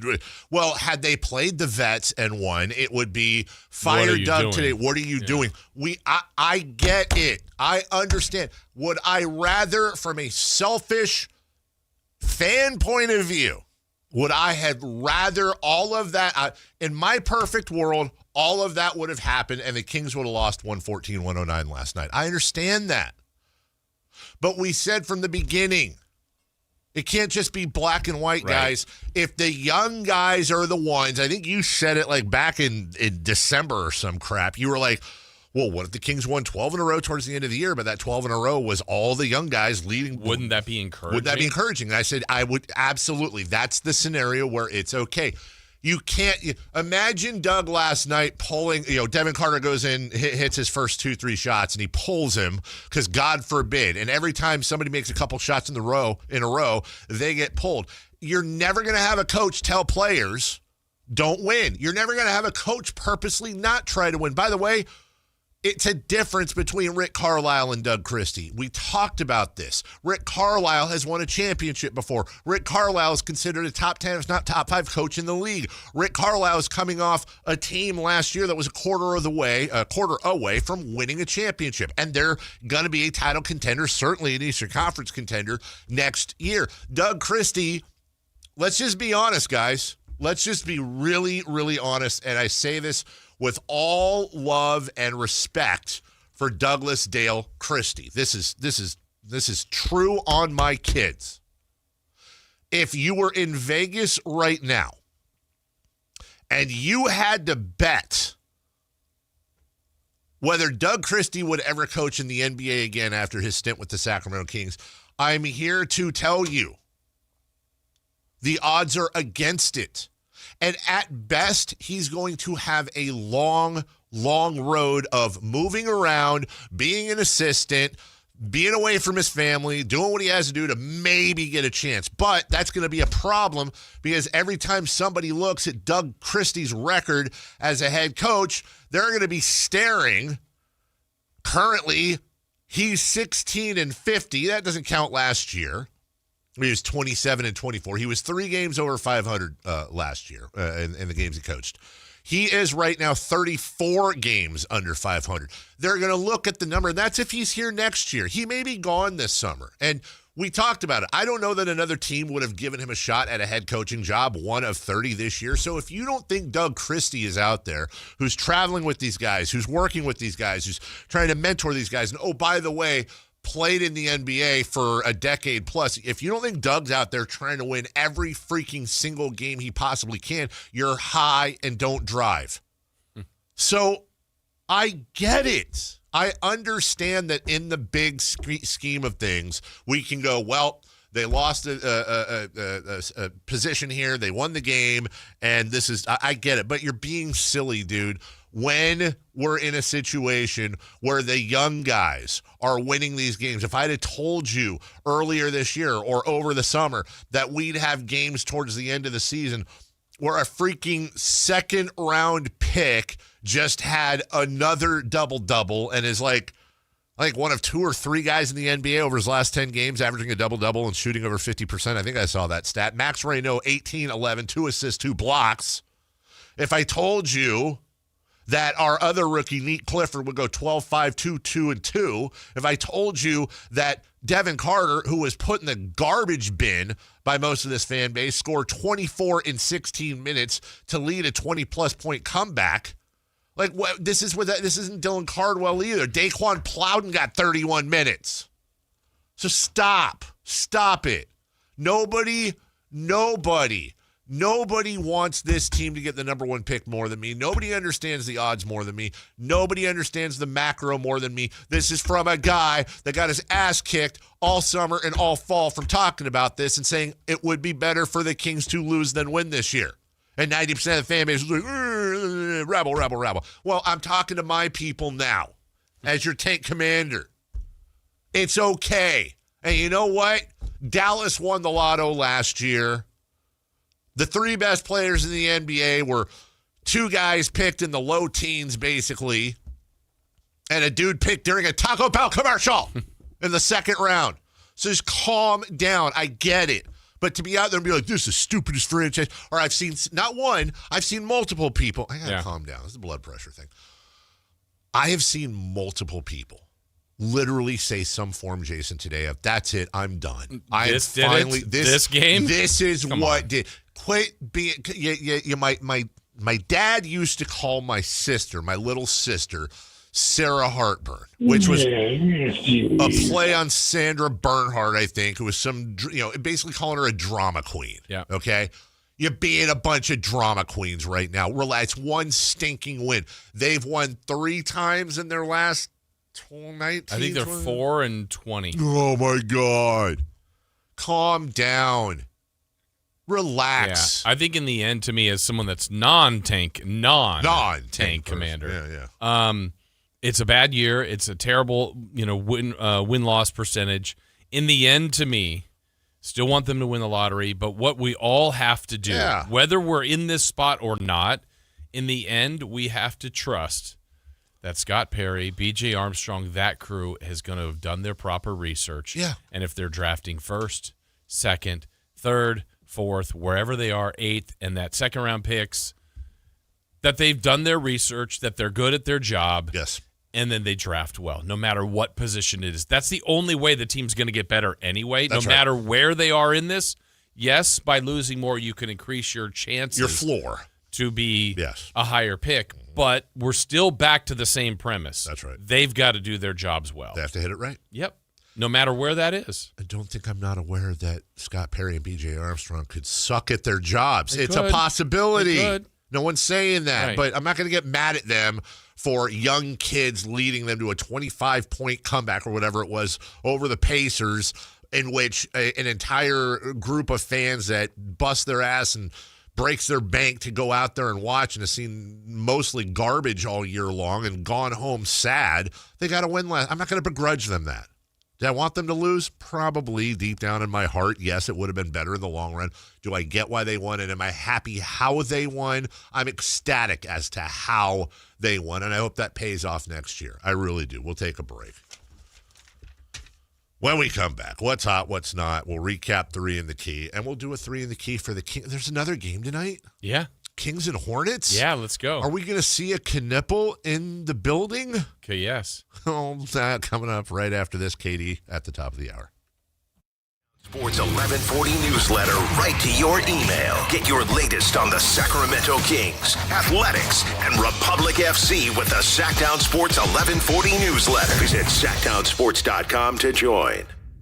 Go from daydreamer to industry leader with Amazon Business. From office supplies to IT essentials, Amazon Business provides tools that help you save costs and make insight-based decisions. Learn how to bring your visions to life at AmazonBusiness.com. Save $10 on a pair of Rain X Latitude wiper blades at O'Reilly Auto Parts. Our professional parts people will even install them for free. O'Reilly Auto Parts. I move mountains for a living. Literally. That means I don't carry hand lotion, and when it comes to serious heartburn, I don't mess around with anything but Rolaids. Rolaids' dual-active formula has calcium carbonate and magnesium hydroxide that relieves heartburn fast. Yeah, you heard right. 2 actives for that powerful relief. And the best part? The roll fits right here in my pocket, so I can get back to moving mountains. Rolade spells powerful relief. Read each label. Use as directed. Keep out of reach of children. What's up, everybody? We're talking to Chad Hoblet of Hoblet Dodge Chrysler Jeep Ram in Woodland. Chad, tell us what's going on for the Declaration of Deals sales event. There's nothing more American than a Jeep, and with the Declaration of Deals, now is the time to get your hands on the ultimate factory-certified off-road machine, the new 2026 Jeep Wrangler Rubicon. When you save up to $6,500 off MSRP. What else do you have? We have it all. When you check out the certified pre-owned Supercenter, we have over 200 vehicles waiting for you, including nearly 120 vehicles under $30,000. Whatever you're looking for, you can find it at Hoblet and take advantage of our award-winning customer service. As a 5th-generation dealer, you're not a number, you're family. Experience the difference and see why Hoblet wins award after award for customer service. Plus, you can search, select, and save through and see their entire inventory at HobletDodge.com. Unbeatable prices, unbeatable selection. Nobody beats Hoblet, period. $6,500 total net savings on select new 2026 Jeep Wrangler Rubicon after $6,000 Hoblet discount and $500 military or first responder bonus cash for eligible members. 3 of this net savings, sample VIN 205698. See dealer for details. To 15-year-old Harper, buying an $80 vintage rock t-shirt is a great investment. To Harper's mom, this logic has a few holes in it. So she helped Harper open a Wells Fargo Clear Access banking account. With no overdraft fees and tools to track spending, Harper's learning, one heavy metal tee at a time. However you make money work, Wells Fargo can work with that. Terms apply. Visit wellsfargo.com/deposit disclosures for fees and details. Country in the Park is back. May 8th and 9th at Cal Expo. Miranda Lambert. John Party. Chris Young. Turnpike Troubadours. Dylan Scott and more. Line dancing, mechanical bulls, and food trucks. Make it a lucky night out of live country music and dancing for your crew. Tickets start at only $68. Country in the Park, May 8th and 9th at Cal Expo with Residents in Cal Expo and Gornick Academy. More info at CITBfest.com. Cashback is not available on gas in New Jersey and Wisconsin. Couponing. Wow, you didn't strike me as the coupon type. Just trying to stay ahead of inflation. Gas, groceries, everything. It's all more expensive. I need to save wherever I can. Have you tried Upside yet? Upside? What's that? It's a free app that I use that pays cash back for every gallon of gas I buy. You've got to buy gas to get around anyway. Might as well get paid for it. Come on, does that really add up to anything? I've already made around $200. The extra cash helped pay down my bills, and I even had a little extra left to treat myself. And the Upside app is free? Totally free. easy, and the cash back is real. You can transfer the cash right to your bank account. I'm downloading Upside right now. Download the free Upside app now to earn cash back every time you buy gas. Use promo code ENJOY to get an extra 25 cents per gallon on your first tank. You can cash out anytime right to your bank, to PayPal, or a gift card for Amazon and other brands. Just download the free Upside app and use promo code ENJOY for a 25 cents per gallon bonus on your first tank. That's code ENJOY for a 25 cents per gallon bonus. Spring is here, and there's really nothing better than hitting the open road in a new Honda. Whether you're shopping new or pre-owned, Stockton Honda has the selection and savings, plus get top dollar for your trade. And while life's roads are often filled with bumps, buying from Stockton Honda couldn't be smoother. Wherever the road you travel might lead, Stockton Honda is happy to get you there. Come in today or go to StocktonHonda.com. Anytime, anywhere, it's all here. StocktonHonda.com. What's hot? Yeah, hot. Real hot. And what's not? It's not good. Brought to you by American Energy Heating and Air, Sacramento's complete heating and cooling company, and second opinion partner.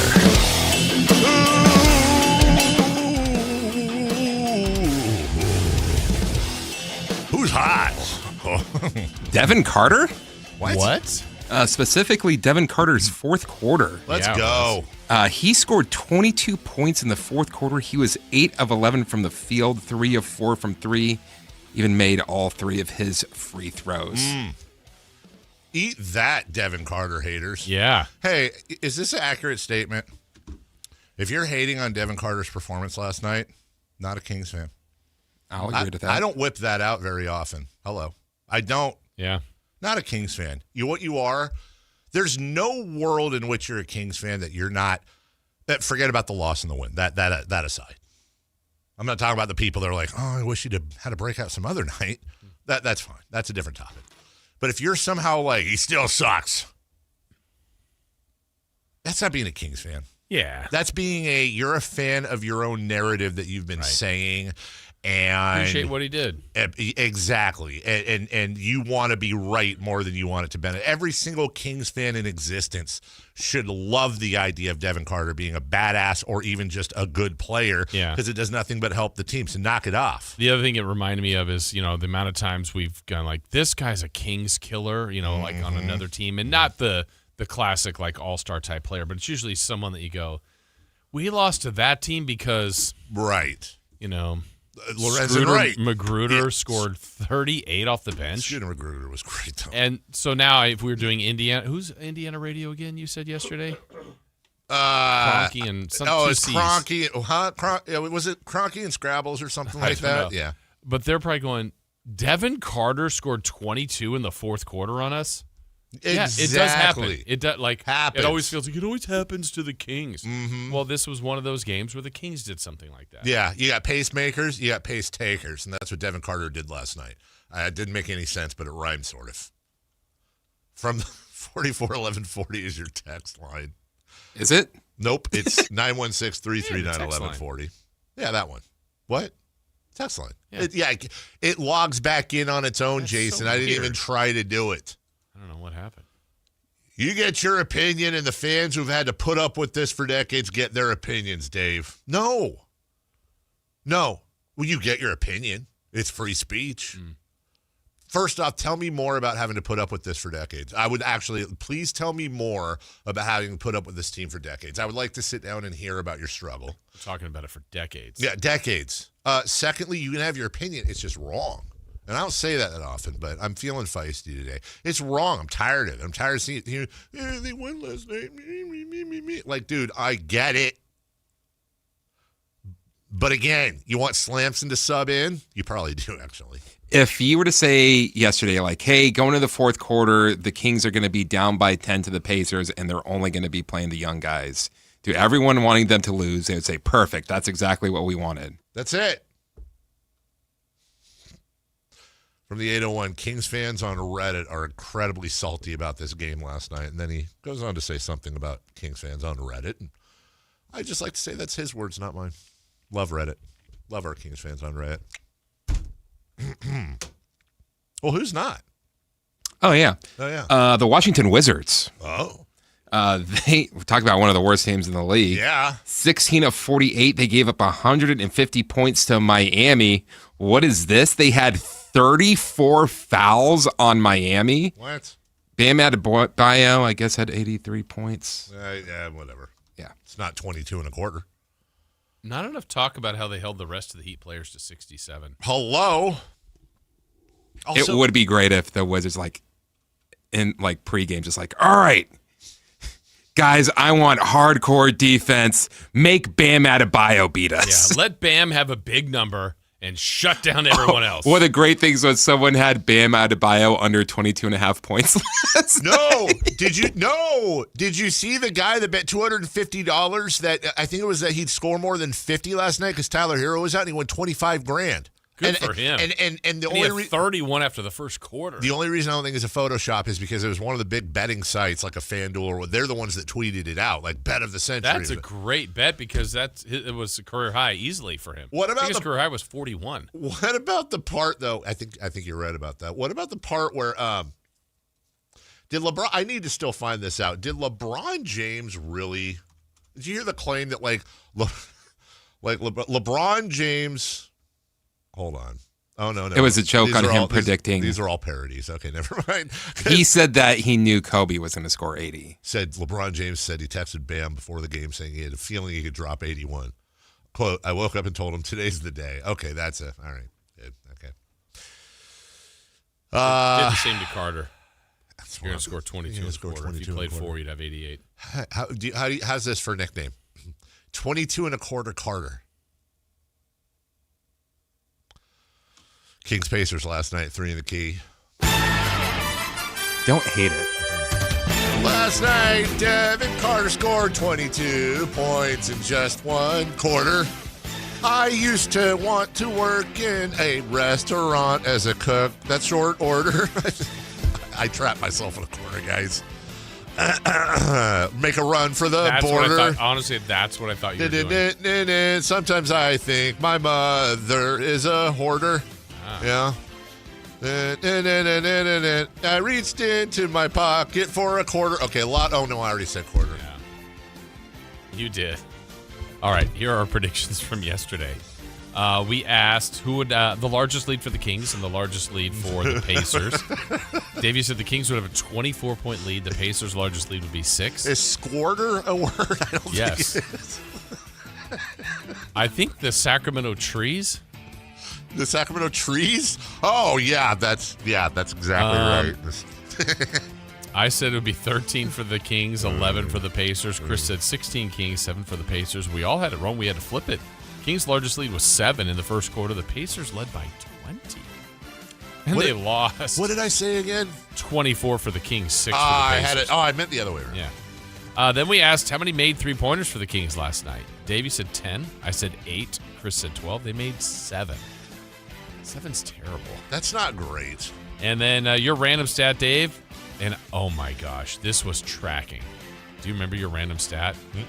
Dave, remember? Which is so great you don't. And what I was hoping would happen was your random stat would come true. And then all of a sudden I would have been here at 7 o'clock this morning.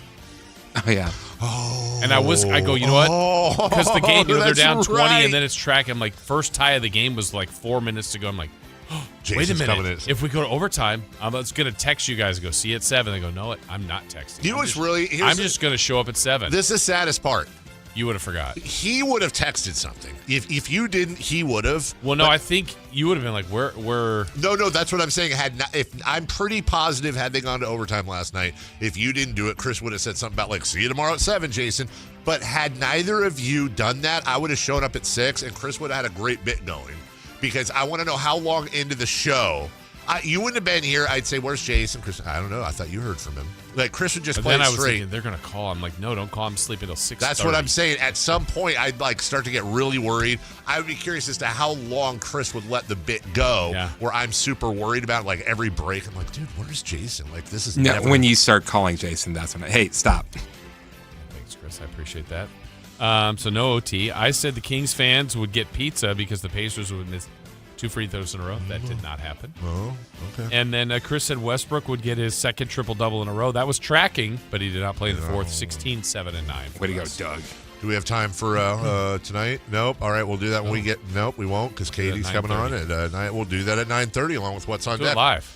We'll take a break when we come back. Katie Lauren Christensen, Kings TV analyst, next.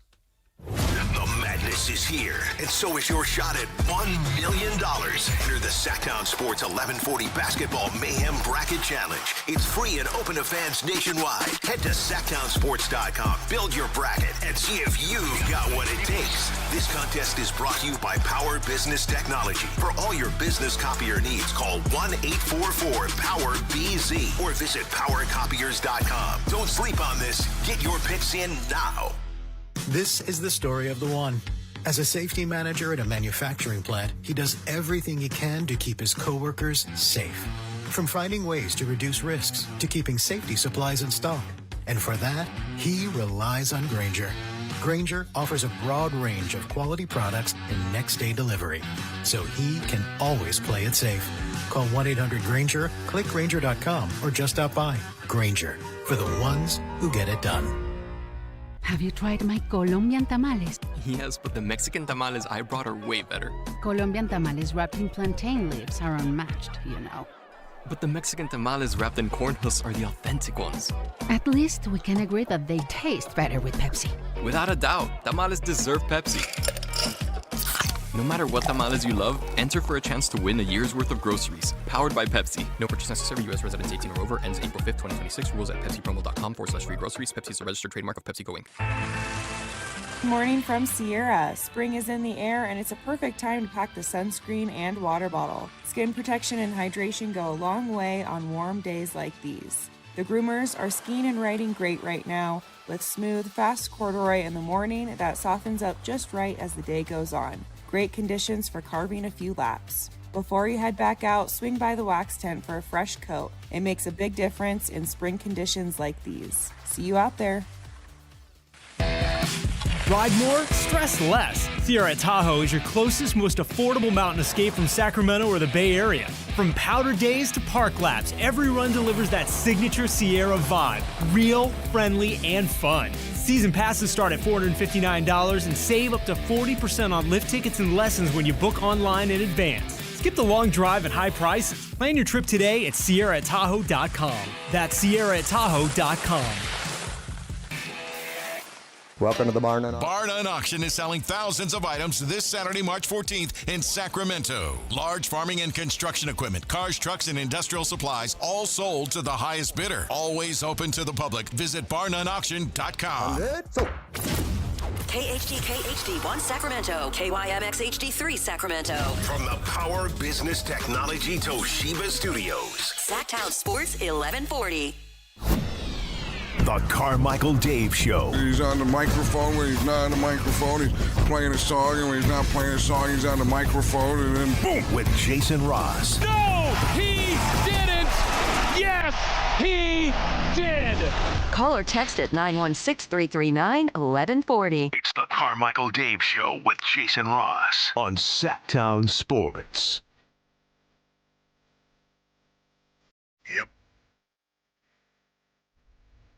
Yep. Yep, is this? Let me check this real quick. Because something triggered me during the break that I think I remember. Didn't when we had Katie on last week, she alluded to something about like, well, I'm certainly glad I didn't come on after this game, or like she's finally coming on after a win. It was something like that. So I was like, wait, is this the second time? I think she came on after a win last week. That's what I was wondering too, but their last win was they didn't win last week. Oh. They lost to the Lakers, Phoenix, and New Orleans. I don't know. She would have come on after the Phoenix loss, 114-103. I don't know. I know she said something like that. Maybe it was the week before. Who knows? Joining us right now, analyst for your Sacramento Kings, Katie Christensen. Good morning. Good morning. Do you remember what you said? Never. Okay. Yeah, I didn't either. Although I will say this, one of the fun things, the only person that comes up on my Facebook memories more than my wife and my kids is Katie. Like, not even my parents. Like, Katie comes up on my Facebook memories all the time. And was it? You're a stalker. What? How am I a stalker?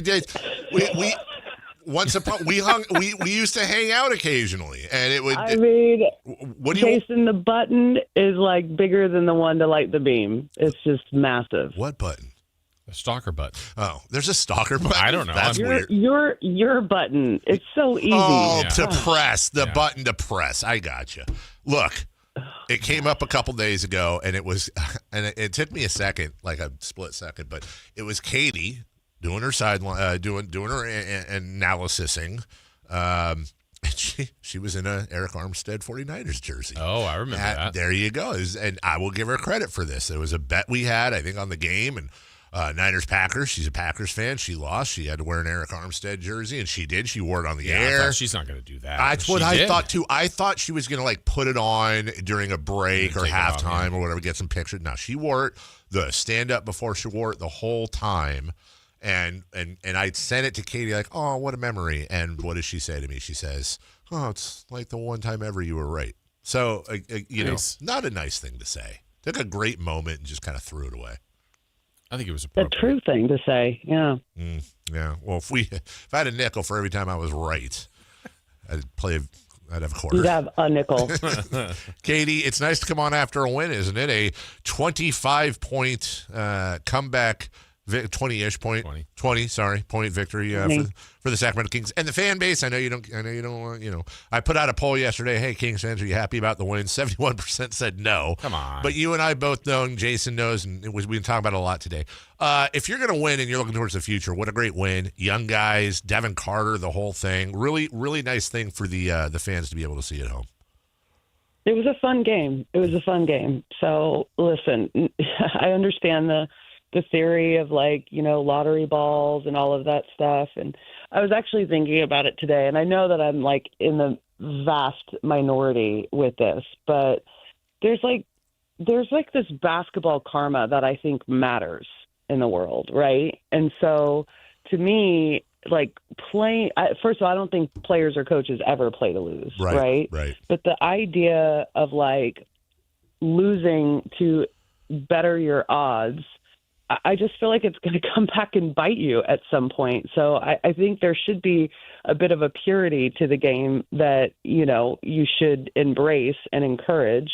But again, like I said, I know I'm in the minority for this.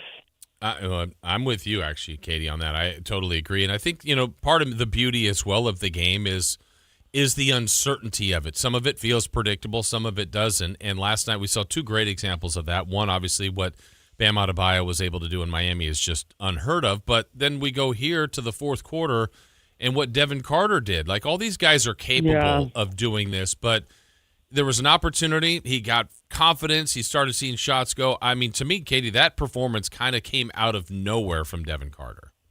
Right. It was fantastic, and I'm super proud of him because, he didn't play at all in the first half. And we were not aware on the broadcast side that Malik Monk had gotten hurt.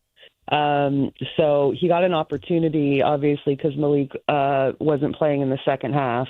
And, from that point on, you look at it, it's like it was defense that kind of sparked that whole thing. And when you're, coming up with steals, deflections, that kind of stuff, and you're running back and you're not playing against a set defense, it greatly increases your odds and it makes the game so much easier. And so that group that basically played from 2/3 of the way through the third quarter through the rest of the game, they were fantastic together. They really, really did a great job defensively of becoming, massive, pests, thorn in the side of the Pacers, and then just running out and having fun, playing the game just kind of in a very loose way and creating easy opportunities for themselves. And Devin Carter knocking down some threes. That was fantastic to see. I know he's capable of that. I'm not saying he's going to be a career 37, 38 3-point shooter, but you look at his time in college and he greatly improved to, the beginning to his last year. And, I believe he's second only to Billy Donovan for best 3-point field goal percentage in a season in college. And so it was great to see him get on a roll, and then he kind of rolled his ankle ankle, and I was like, oh no.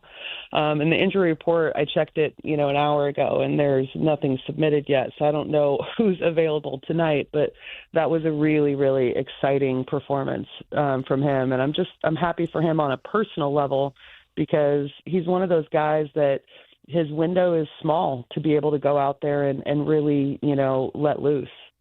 Katie Christensen joining us, and we talked about Devin consistently. I answer Devin Carter questions the same way I answer Doug Christie coaching questions. Like, I don't know. I think there's a player in there. It seems like there's a player in there, but as we've talked about a lot before, and you just kind of alluded to, like he came in February, I think, of last year, of his rookie year. Like, that's insane. Rookie years are hard enough, but doing that is even harder. And then had to, that giant packed backcourt. Don't get me wrong, and I'm not telling you anything you don't know. Like, his shot at times has looked like struggle bus du jour. Totally get it. But I just keep going back to the Kings aren't in a position to look at players like Devin Carter, defensive-minded guys that might have more to offer. They have control over the next 3 years and be like, meh. So, honestly, if he can be a part of the rotation going forward, that's nothing but good things for us. Yeah, for sure. And listen, there's a lot of great things to him. He's positionally small, but he plays defense at a high level. And he rebounds incredibly well for his position. And he's just really, really smart in terms of, getting in position, coming up with rebounds. He has the ability to run an offense, but I think we've seen that he certainly is a scoring-minded point guard, really. He's one of those guys that, is small and probably more like positionally like a two guard, but that's, if you're playing him at the two guard, you're really undersized. But, his ability to get downhill and get to the rim and get to the free throw line.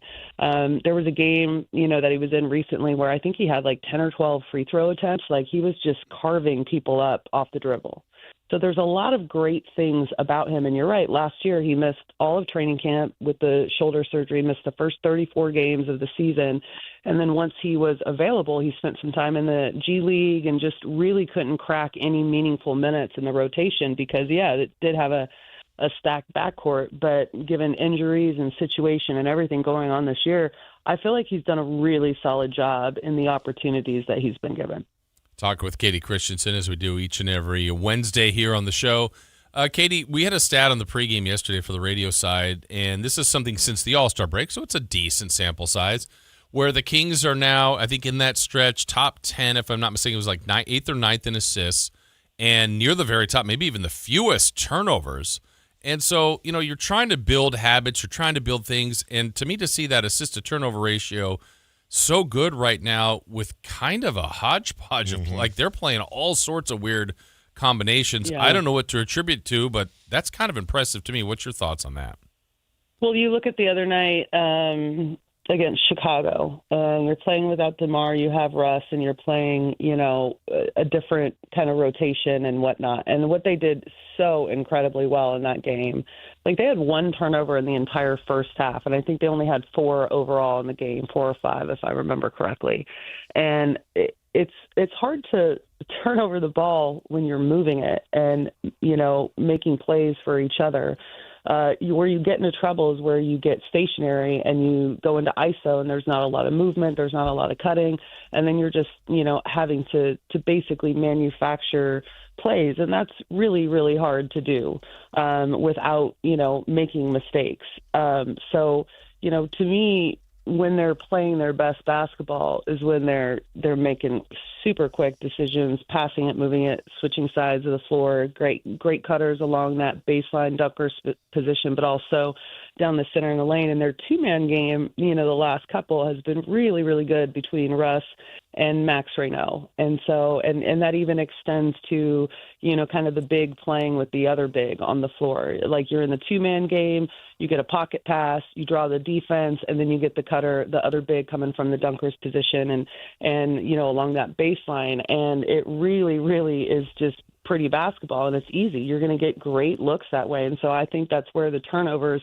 have kind of been cut down a little bit, where they're relying less on people to make plays individually, and they're more relying on each other to really move the ball, get good cutting action, and create really, high percentage looks. Katie Christensen joining us. I want to just go back to Devin Carter real quick. You've had just about a full season. We all have to see him, and I still don't think we fully know what he is or what he could be. But in your opinion, what needs to happen with Devin for him to be a full-time productive NBA starter? Not even a six-man or what. Is that in him? And is he a point guard? Is he a shooting guard? How do you see his ceiling as a starter in this league? I don't know. I don't know if he's a starter in this league, and that's not a knock on him. You look at some of the best players in this league have been, six men, like Jamal Crawford. You can't say he could have started on teams, but role-wise, in terms of figuring out rotations, it's all based on roster and team construction, right? And so, I don't know if he's a starter in this league. I don't think it necessarily really matters. It's about finding a way to be productive night in and night out in the role that you're playing, right? And so you look at Davion Mitchell as a really good example, right? He was a backup here in Sacramento, tried to contribute in the best ways he could, but never was really given the reins. But then he went to Toronto, and then he went to Miami, and he's been put in that position. And Davion's a starter in this league, but from a scoring perspective, I think Devin has more capability as a scorer than Davion Mitchell. Davion is a little bit, and I love his game. Don't get me wrong. Everyone calm down with this comment. He's not like a scorer. He's one-dimensional as a scorer. He's going to, dribble, drive, be able to get to the rim, make plays, pass, that kind of thing. I think that Devin has a little bit more of a scorer's mentality than a Davion Mitchell. So, valid question, I guess. I don't know what his ceiling is. I don't know if he's, a full-time starter in this league, but I think he can be a really, really productive player in this league, depending on the role and the roster around him. Generally, Katie, on good teams where you get that separation is the consistency that the team plays and probably the individuals, the starters, and the main 8, 9, 10 players. That's hard to do for rookies, but Max is starting to do that almost every night. What do you attribute that? It's not an automatic double-double, but he's really close to that every night. That's pretty impressive in his first year here for a second-round pick. Well, and you look at kind of the progression through the year, rookies are going to kind of hit that wall. We all know that. He's played around 60 games. I don't have the number off the top of my head. I think he started around 40 at this point. They usually hit that wall. And he did have a month where I think it was December where he was so good. And then January, there was a dip in his numbers. But then after the All-Star break, he's been just on the uptick, really, really great progression for him statistically and production-wise and all the different ways that he can score and impact the game with his rebounding. And one of the things I love about Max in his rebounding is that he doesn't always have to, he's figured out you don't have to secure the ball to get the rebound, if that makes sense. So every time there's a tip out and one of his teammates gathers it, that's his rebound. You know what I mean? And he's done a really, really good job of just being active on the glass and realizing that, you've just got to be in a position to make a play on the ball. And in terms of his scoring and just comfortability in the two-man game, the progression of that in this last month has been really fantastic. He is such great touch with the ball. And as a big, listen, when you're a big, in college and high school and all that stuff, and I know he's from France, but playing professionally, younger and all of those things, right? Playing with the national team, all that stuff. Bigs generally, because of their size, they have a go-to move and they have a counter to the go-to. And that's generally all you need to be successful because you, as a young player, have such a size advantage over your opposition that you don't have to develop a deep bag in terms of multiple, ways to score around the rim. He has all that. And getting him the chance to see him play once the injuries happened and he started to be kind of a fixture within the rotation and then in the starting lineup, just mesmerizing to me, all the different things he can do offensively. And having said that, he's going to get better at it, right? And again, it's about kind of lineup construction and who he's playing alongside in terms of, a 1 and a 2 guard and how they go into those actions and kind of how it's featured within the offense. But he has just been really, really fantastic. And on top of that, like, I know this is a little bit like, like people are going to be like, what does it matter? He's a phenomenal person and teammate. And it really does matter. Like, I enjoy being around him. The other night on the Chicago game, he had a couple, misses around the rim. And I'm not saying like 2 foot, like, the 6 foot baby hooks and things like that, where he hadn't finished a couple of them and they went to a timeout. And as they're walking back to go onto the floor after the timeout, he goes to get the powder on his hands. And so he's at the scorer's table, and I'm standing up in my position because I need to, because I'm old. I can't sit the whole time. And he looked at me and he shook his head and he goes, Katie, I got to finish those. And I was like, yeah, what are you thinking? Like, he's just so funny, and he holds himself to such a high standard. And I really, really love that. But he holds himself to a high standard, but he doesn't get down on himself. And that's important, because a lot of young players, you miss a few shots that you feel like you should make, and you do get down on yourself, and then it affects kind of how you play moving forward. But his mentality is really impressive. Katie Christensen joining us. I had somebody, I won't mention who, somebody that you and I both know, Jason, you do too, that knows a ton about basketball, that said that last night might have been Doug's best coaching job of the year, and he went toe-to-toe with Rick Carlisle, that he did a lot of things last night that are getting lost in Devin Carter and lost in, Indiana versus Sacramento and records and lottery and all that crap. Did you see any of that? Did you notice? Do you agree with that? Well, the decision to stick with the group on the floor that got your lead back, I'm a huge proponent of that decision, because what we see so often with most coaches is they get down, they put in that second, and then sometimes some members of that kind of third unit, and those guys get back in the game, and it's a game, and you got plenty of time, and then they'll put that starting unit back in. And I've always that's been a head scratcher for me, because coaching is about, in my opinion, because I've coached so many games, by the way, coaching, in my opinion, is about making the right call based on how the game kind of progresses, right? And I think that it's so difficult to be in that chair and to be like, I know these are my best guys and I got to put them back in, but to say, listen, this unit has figured something out and they're not able to stop it. So I'm going to roll with them and allow that to happen, because if you do that and you lose, you get criticized. Well, why didn't you put in, Russ, and why didn't you put in DeMar, and these are your closers. And we've seen it, in the past with, the Kings and multiple teams, but it's happened in the past with De'Aaron Fox, where, you got to put him back in. Well, I'm a huge, proponent of the guys on the floor that have earned that, run and earned that spot because they got you there. So I think in that sense, he did a great job. But when you also look at kind of how he did it, the unit that he had out there on the floor were pressing. I mean, they were up defensively. They were a juggernaut, and he continued to holler at them and implore them to pick up full court. And these guys had not had a rest. They were relying solely on timeouts to be able to get a breather. And so that sense, I loved it. And I loved that, his play calling and going to that 2-man game and switching it up from being up at the top and running the 2-man game from the top, but also doing it from the wing and from the corner 3 spot and clearing out that side, and just giving different options with the same action, but different places on the floor, which changes defensively how they're going to attack that.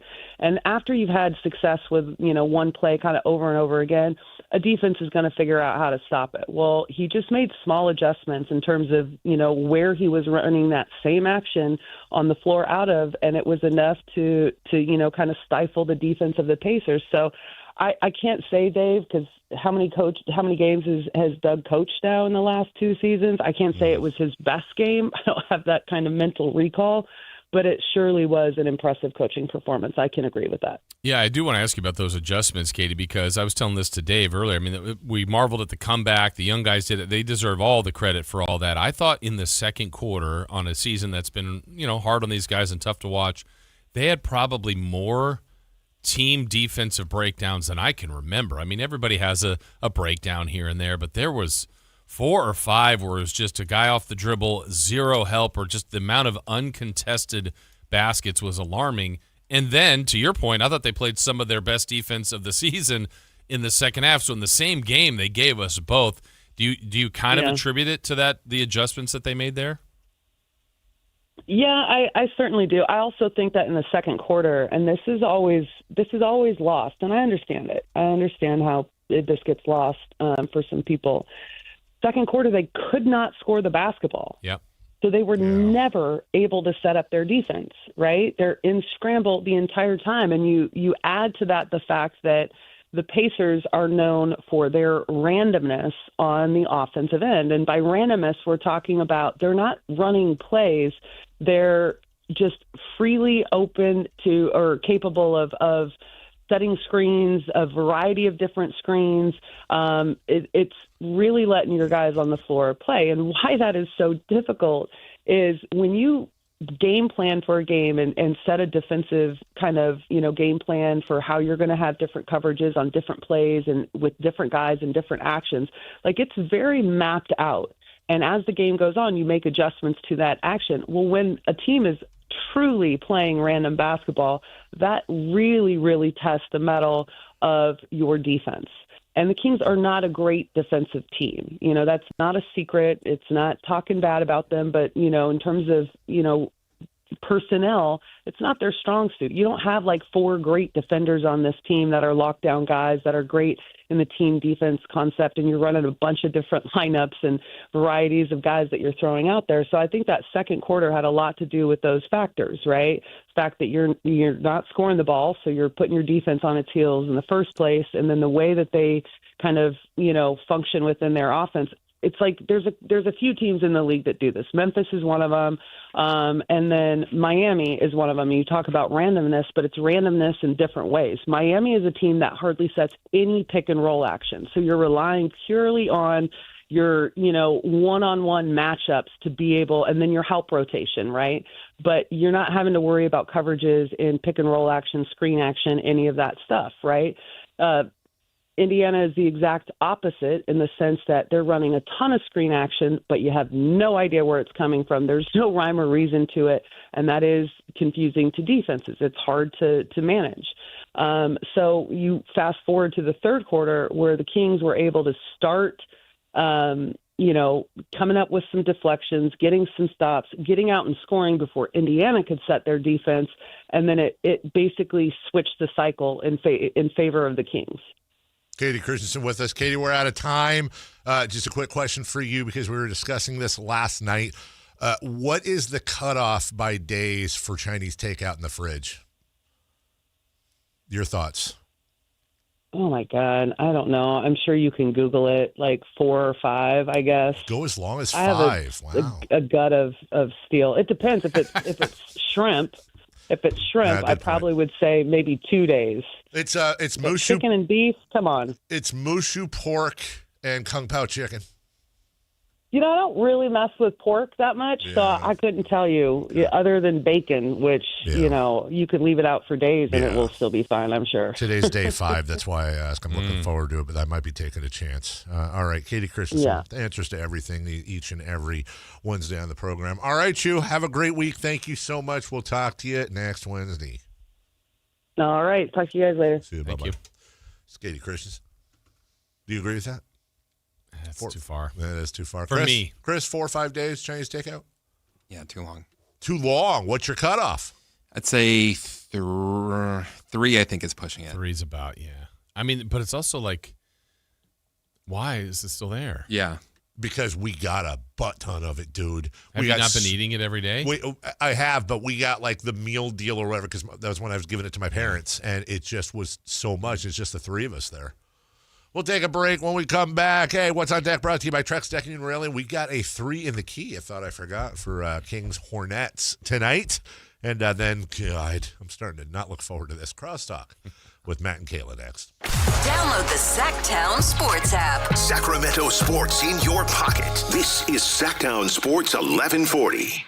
A's fans, the 2026 season is coming fast, and single game tickets are on sale now. Be there for an exciting season packed with theme days, giveaways, and firework nights, including bobbleheads, jerseys, hats, and much more. And getting in is easier than ever. Tickets start at just $8 for select April and May games. From opening day to unforgettable summer nights, there's something for everyone at the ballpark. Get your tickets today at athletics.com/tickets and be part of the excitement this 2026 season. When a person is seriously injured, there's no substitute for the personal legal relationship offered by the local NorCal firm of Ashton and Price.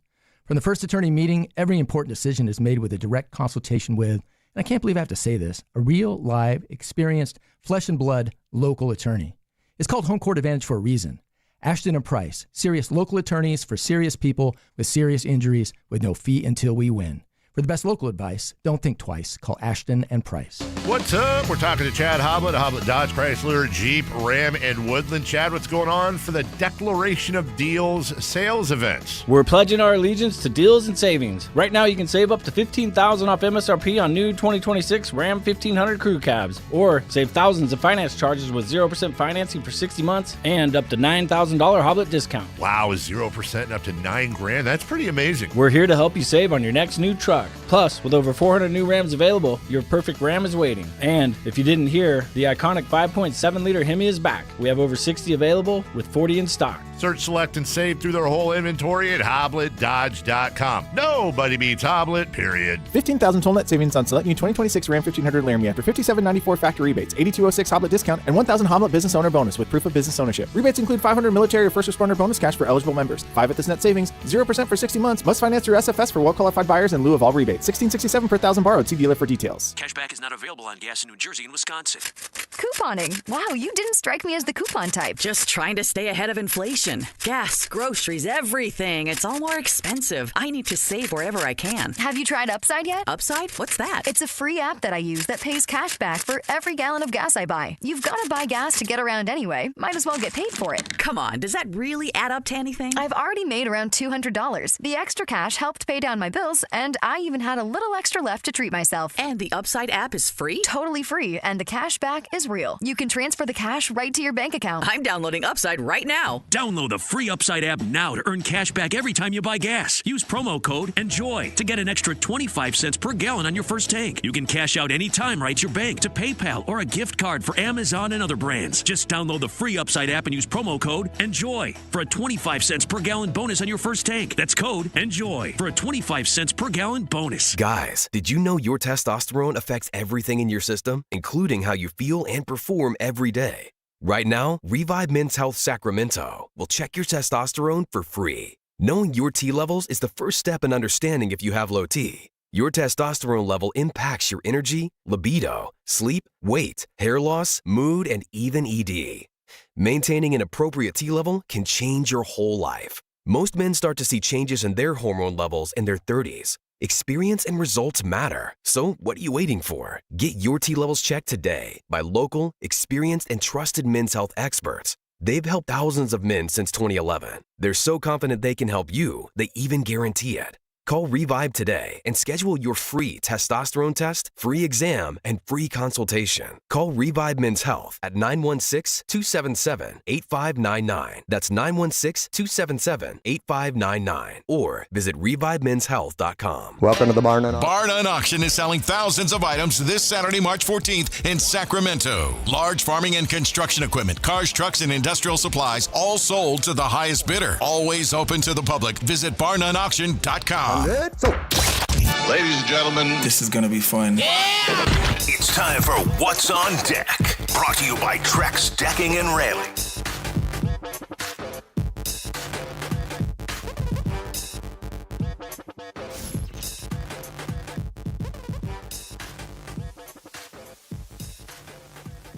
Welcome back. Share with the class. Charlotte takes on your Sacramento Kings. I will say this: if the if the Kings do win tonight, tomorrow will not be an enjoyable show. I can promise you that. Why? Because I do think the fan base will be actively upset. Like today, it's just, Put it in your head, they're going to finish fourth. Put it in your head, they're going to finish fourth. Let's ask this question. We haven't done this in a while. Who is favored tonight? And also, by how much? Big, deep breath from Jason Ross. Charlotte. Okay. Is it Charlotte or Charlotte? It's Charlotte. Charlotte. Yeah. Charlotte. Charlotte. That sounds like a coffee. 7.5. Charlotte, 5.5. You guys are correct. Charlotte is favored tonight against your Sacramento Kings. They're favored by 12.5. Whoa. They're favored by 12.5. So, Okay. Okay. They played last night, too. They did. 1-2 in Portland. I'm wondering, had they not played last night, would they be favored by 14.5? Maybe. Toronto at New Orleans, Cleveland at Orlando, New York at Utah, Houston at Denver, Minnesota at the Clippers. Let's see. Houston at Denver, I guess. I guess Minnesota Clippers is fine, but nothing from the bottom four. Kind of a poopy evening. Yeah. Well, 1 o'clock today, Manchester City versus Real Madrid, Champions League. World Baseball Classic, Mexico and Italy. Dude, they screwed that up so much. It's on Tubi. What is? Mexico versus Italy. Yeah. Are you serious? Who the hell has Who's Tubi? they? Well, it's free. Oh. Oh, I did find out someone put it on Twitter. Tubi has HBO boxing channel. Like it's like all the HBO boxing throughout the years. Really? Like live, yeah. Dude, that's so weird you bring that up. I was on Paramount yesterday. No, I was on the Paramount app yesterday, midday, and I was flipping back and forth between like Wrexham versus Hull and Cardiff versus Barnsley, I think, because, anyways, one of the hidden gems of these Peacocks and Paramounts and all that is when you go to like their live TV channels. So like Peacock has like the SNL channel. Yeah. That is nothing but Saturday Night Live 24/7. Yeah. I watch that a lot. They don't anymore. But my favorite used to be, they had the Joy of Painting channel with Bob Ross. And it was nothing but joys of painting nonstop. They have all these specialty, like you get a Law and Order channel, blah, blah, blah, blah. I did the HBO Boxing After Dark channel. No, it's dun-dun. Dun-dun. Did you guys ever see the clip where my son used to be, he would come back in the room and then we'd play the dun-dun off the DVR from Law and Order and he'd run out of the room and then he'd come back with, no. Did we ever see that clip? Because I feel like I might have played it for you guys. It's one of those Facebook memories I have where it pops up because he was apparently scared of the dun-dun. There's only one video of your kid that I like from your Facebook memories. The burritos? No. When I told Avery I was going to sell Mason? It's about to come back. Or around that time. March Madness? Closer. Is there a holiday around this time? St. Patrick's Day? Getting warmer? Easter. Oh, yes. He's talking about the one where my son takes off with his basket and just face plants and then goes and hides behind Melissa. And then Dave is just like, you're okay. Well, what I want to find, if somebody knows that, maybe I can upload this into ChatGPT. What I've always wanted to do is have somebody take that video and when he face plants, have the Sonic rings come out.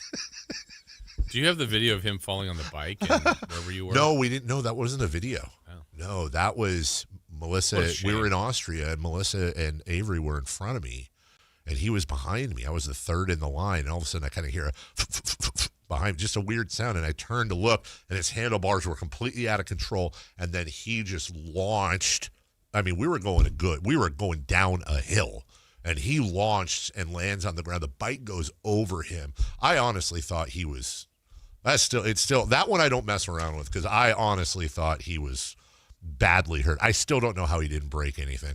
But the best part was the soccer training team, like the doctors and stuff, like took him. He was so embarrassed. They took him in and like gauzed him up and all that crap. Freeze spray. Yeah, right. Yeah, and he rolled 17 times just to get in the spirit. Chris, it says 4 p.m. FS1, Fox Sports app, and Tubi. Italy, Mexico. Oh, well, the app. It's on an app. It's not on Oh, TV. is that what it means? Okay, here's what. Okay, you tell me. I'm not trying to be I told you so. I'm just honestly, I want to understand. It says FS1 / Fox Sports app / Tubi. Well, then maybe they added to it because last night I saw it was like the 2 games were on FS2 and Mexico and Italy was on Tubi. Okay, but so this makes sense. So at noon, Canada, Cuba. That's on FS2. Okay.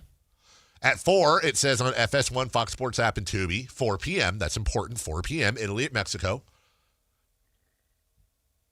And then at 5 p.m., Dominican Republic and Venezuela is also on FS1, Fox Sports app, and Tubi. Now, listen, I'm no expert, but I'm going to guess that Italy, Mexico will not be finished in an hour. I don't think so either.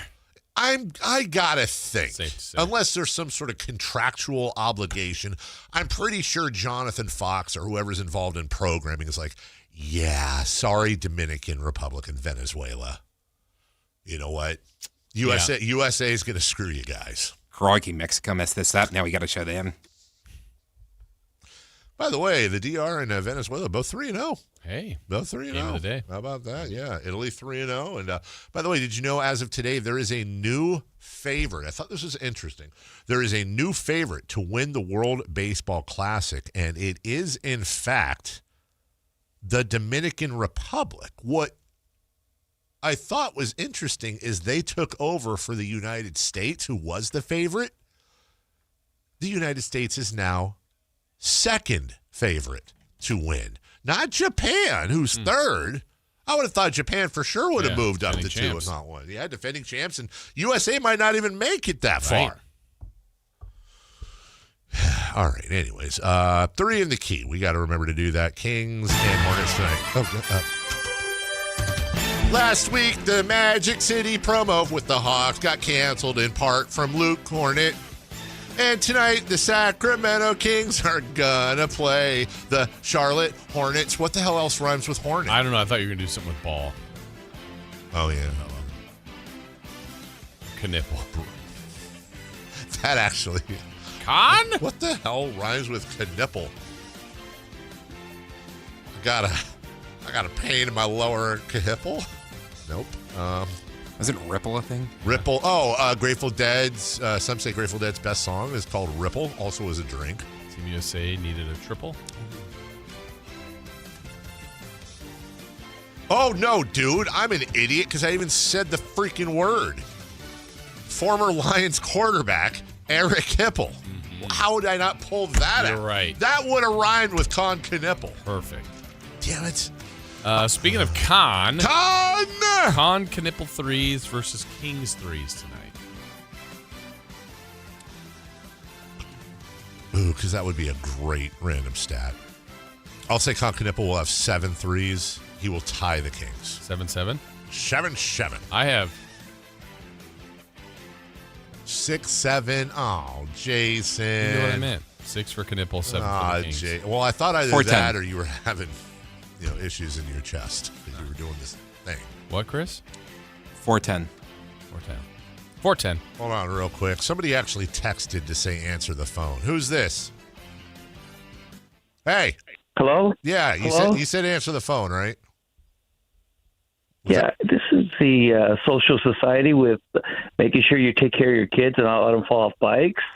I think you mean CPS. How are you doing? Social Society. Yeah, I forgot what that was. They've been in my door a few times. This is Social Society. Hey, we're from the Social Society. This is the car delivery guy that sends you food from the place. You'll love this. When I was a young father, I ran right into my kid. We were doing a jousting. I knocked 2 teeth out of his mouth. Wow. So basically for the rest of his life, your kid can say, my dad knocked a couple teeth out of my mouth when I was younger. Oh, I paid for the rest. So we've had to go orthodontist, my wife never listened. It was Father's Day, too. How about that? Wow. Congratulations. Father of the Year, Jace. Yeah. And you're trying to call CPS on me. Yeah. No, social services. Social service. I'm the social services guy with the thing. Thank you, JR. All right. Devin Carter, big night last night. Devin Carter points tonight. 7. I want more. I have 7. Oh, that's why you looked at me like that. Chris? 6. Okay. So we have 7. Random stat, Dave. Even though it goes against my earlier thing, I just want to do this so badly. Con Knipple will have more threes made than the Sacramento Kings as a team. Okay.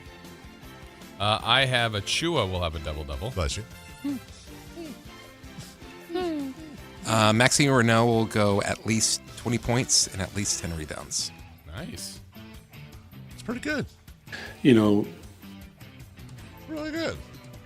You know, it was a. That's not what I want to do. Why don't I have this? The proof. Was this clipped up? Proof of concept of the. Dang it! I wanted in the turmoil or tumulus season. Thank you, Chris. Matt George and Kayla Anderson coming up next. The San Francisco 49ers play on Sactown Sports 1140. Touchdown 49ers! Every game on your #1 sports station. Don't miss the action on your local sports leader. Sactown Sports 1140. Morning from Sierra. Spring is in the air, and it's a perfect time to pack the sunscreen and water bottle. Skin protection and hydration go a long way on warm days like these. The groomers are skiing and riding great right now, with smooth, fast corduroy in the morning that softens up just right as the day goes on. Great conditions for carving a few laps. Before you head back out, swing by the wax tent for a fresh coat. It makes a big difference in spring conditions like these. See you out there. Ride more, stress less. Sierra Tahoe is your closest, most affordable mountain escape from Sacramento or the Bay Area. From powder days to park laps, every run delivers that signature Sierra vibe. Real, friendly, and fun. Season passes start at $459 and save up to 40% on lift tickets and lessons when you book online in advance. Skip the long drive and high prices. Plan your trip today at SierraTahoe.com. That's SierraTahoe.com. There's one thing you'll always find: happy people ready to serve you. As a family-owned and operated dealership since 2009, customer service is our #1 priority. Our customers love doing business with us, and you will too. Looking to own or lease? During the spring sales event, drive a brand new Accord or Civic. Visit us today at FolsomLakeHonda.com, your one-stop Honda shop. Folsom Lake Honda, yeah, your one-stop Honda shop. Taxes was feeling so stuck. Sitting in traffic, squeezing into a parking spot, all to squeeze in getting tax help during your lunch break. Now Taxes is a TurboTax expert who does your taxes for you, while you go about your day getting real-time notifications about their progress and the most money back guaranteed. Now this is Taxes. Intuit TurboTax. See guarantee details at turbotax.com/guarantees. Only available with TurboTax experts. Real-time updates only in iOS mobile app. With Progressive's Name Your Price tool, you can choose the best coverage option for you. Because you know you. Like, you know you can't cook. You're not one of those people who say that they can, but when people come over for dinner, they find out the hard way, you can't. You can't even microwave popcorn, and that's literally just one button. Plus, measuring and patience are huge parts of cooking, and that's just not you. Only you know you. So get coverage options within your budget with Progressive's Name Your Price tool. Progressive Casualty Insurance Company and affiliates. Price and coverage match limited by state law. Check engine or ABS light on? Take the guesswork out of your warning lights with O'Reilly Veriscan. It's free. Ask for O'Reilly Veriscan. O'Reilly Auto Parts. How can you free your team from time-consuming office tasks? Amazon Business. Smart business buying tools enable buyers to find and purchase items fast so they can focus on strategy and growth. Free up your teams and focus on your future. Learn more at AmazonBusiness.com. Pump up the volume. Business moves fast. Orders roll in, deadlines close in. When you ship with USPS Ground Advantage, you can keep up with confidence. Every package stays in our secure network from dock to door. And with nationwide reach, dependable tracking, and upfront affordable pricing, you get built-in peace of mind. You run the business. We run the routes. Visit USPS.com/Ground Advantage to learn more. It's time for the news of the day. The latest headlines, the biggest stories, hard-hitting analysis. Yeah, this is none of those things. And now, here's Carmichael Dave and Jason Ross. Yeah! Hey! Hey! Hey! How are you, Matt? Great. How's today been for you? See, I'm not saying how was your day. How has today been? So far, wonderful. So would it be fair to say it has not been tumultuous? Tumulus? Termulous. Termites? Termulous. He termed You the heard day this around. clip? No. Kayla? Oh, Chris, please. I got it. If you don't, I got it. I got Chris, it. please. No, I got it right here. This was Matt to Doug last night. In the turmoil or tumulus season or whatever the word is. In the turmoil or tumulus season or whatever the word Okay, is. listen, cowards. Why don't you get out there and ask a question, huh? You're coming to the game tonight. Why don't you ask a question? Questions are my specialty. Second of all, Her specialty. this is what I will give him credit for. Cowards. Oh, God, don't. Matt has been working all day. He's talked for 4 hours where It's hard. let me make this I clear. talk for I say 4 some hours. dumb crap or I don't get a word out every now and then. All right, it's just part of life. Yeah. Oh, you guys are already like real partners. You're defending him. It's so cute. It's awesome. Look at you standing in front of him. Nothing's ever cute. Let's I'm just saying, make it's that all clear. cute. Everything. The world is cute to me. The life It is is? cute. Life is cute. I don't know. I That's can't look nice. at trees the same way again. I know. Poop trees. Great. Yeah. Mm. But I give him a little bit of leeway there because he was tired. It didn't come out right. Tired from his long day of sitting in a chair talking sports? Yeah. Wow. It racks your brain, Imagine man. that. Like there's some roofer out I there mean, just right talking now. Kings 4 hours and trying to find something to talk about. When I think you're- Matt should just stay out of the media room for a while. I think I should probably call it a season. Did Doug say anything to you? No, he was cool about it. Yeah. I think because he knew what I was, Yeah. where I was going. In the turmoil or tumulus season or whatever the word is. Tumultuous. At least you Yeah, said that's what we said. whatever the word is. We thought you were saying tumultuous. Well, you weren't That's saying that's what I was going for. Yeah, Okay, I Matt. like it. I give Time him credit. to, you get a second chance tonight. Let's see you say tumultuous. Yeah. No shot. Why don't we get you to say tumultuous? Nope. Termulous, I think, sounds like a Lord of the Rings character, actually. Like it's Tumultuous. like Is the it- other Gandalf. It's me, Like the- Tumultuous. yeah, exactly. Say that word either. I cast fireball. Tumultuous. What? Freaking Wait, A. like Harry Potter. Wait, Tumult- go ahead. Dang it! Now go I'm ahead. thinking about no, it. hold on. Questions are your specialty. Go ahead. Maybe if you asked me in the form of a question. But I don't have to use that word. No, You do you have to use absolutely have to use that word. I'm Because trying that's to, your specialty. trying to help you. Dave, in the middle of a tumultuous. Dang it. And then that's what I'd That's say. her specialty. What if I... Not using that word, it isn't. That's not It's what I so say. cool to see Kayla tanking for Okay, so Matt. what if I... Here it Taking is from in the Matt. search. What if I had the word written out? Would that help? Tumultuous. Nope. Whoa. Dang it. You got it. Tumultuous. I can't do Hey, it. quick That's question. interesting. Tumultuous. Yeah, Matt George. Hi, Matt Close, George. Close. Question. but not- Kayla, what Where was are you your from? Matt George, Sactown Sports, Dang formerly it. ABC 10. Kayla, what was your degree in college? It was journalism.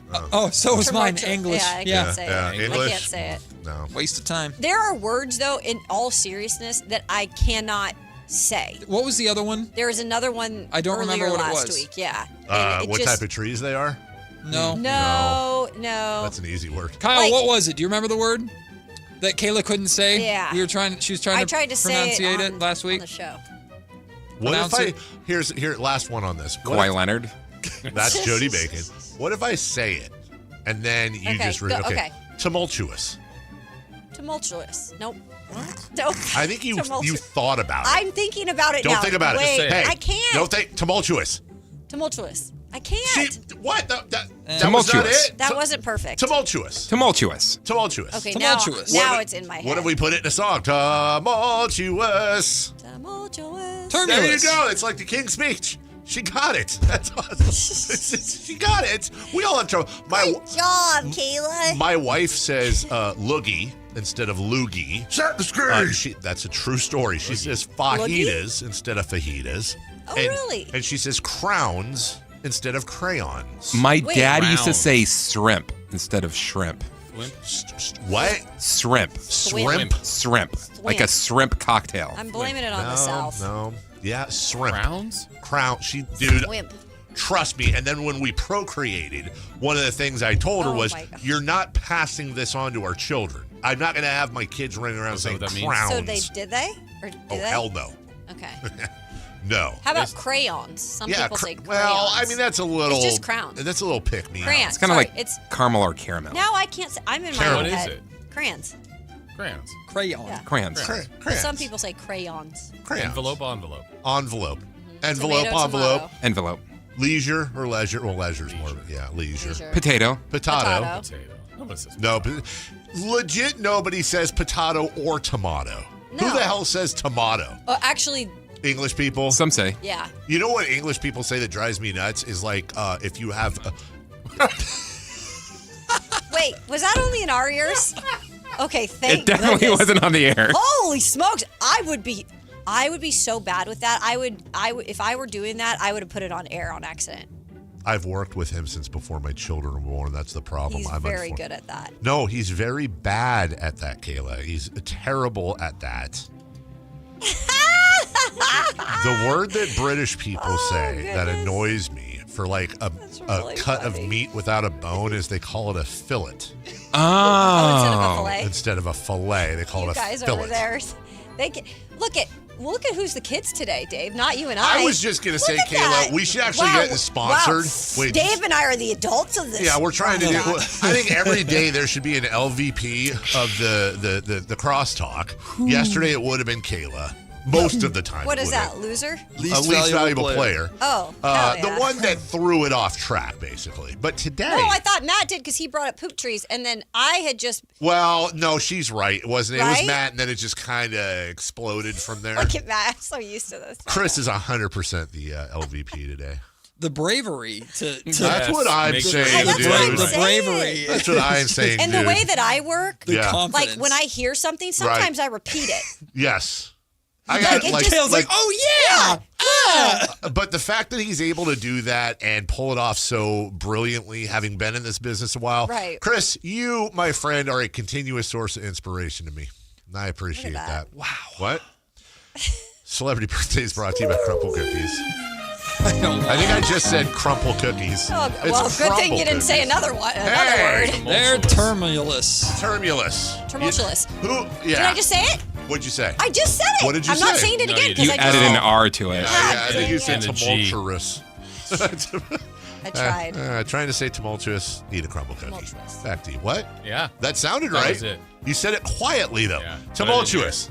No, I'm not doing that. Wow. You're setting me up for disaster. I am not your little dancing puppet. I'm not going to do it. Now, why am I doing my wife's voice now? That's what she does. Tumultuous. Tumultuous. That's it. Let's There she goes.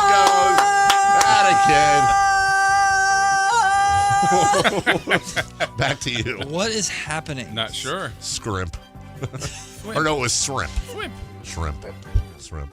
This is too much for 9:54 a.m. I gotta wake up somehow. I told Dave I now stress out over crosstalk. No, yeah. that's a true story. Oh, celebrity birthdays. Happy birthday, Anthony Davis. Ooh. 34. Can I just say injured? 31. 32. He's way younger than that. 30. Tie between Chris and Matt. 33. Wow. Happy birthday, Johnny Knoxville. Oh boy. my goodness. He's still alive? He's got white hair. He's 50. A new Jackass coming out, by the way. I think No he's 56. way. How Also, has a he new, not died also a and new all that Conan stuff? coming out. 59. A Coda? Conan Right. the Barbarian. Oh, Coda? 62. Is he doing the Oscars? Yeah. I'm gonna 59. 58? What did you say? I said, I don't know, 60? Okay, I don't know who's closest. 55. Ah! I am 58. God, he looks terrible for 50. Wow. Because look what he's done with his body. Yeah, he Well, yeah. basically fought bulls and snorted hot sauce his Yeah. whole life. Hot sauce. Just saying. I don't know. Elton Brand. Who's that? Basketball player. Singer. Oh. Damn it, I Matt. don't know who that is. He's a singer. John. For the Bears. Oh. Elton Brand is 48. 51. 47. 50. We have a correct answer. Who's that? Oh, Kayla come Let's go. on. Every time. Matt and Kayla, what will they say next? We don't know. I But don't they, either. they will have wall-to-wall coverage of the battle for worst place last night. The Sacramento Yeah. Kings victorious, making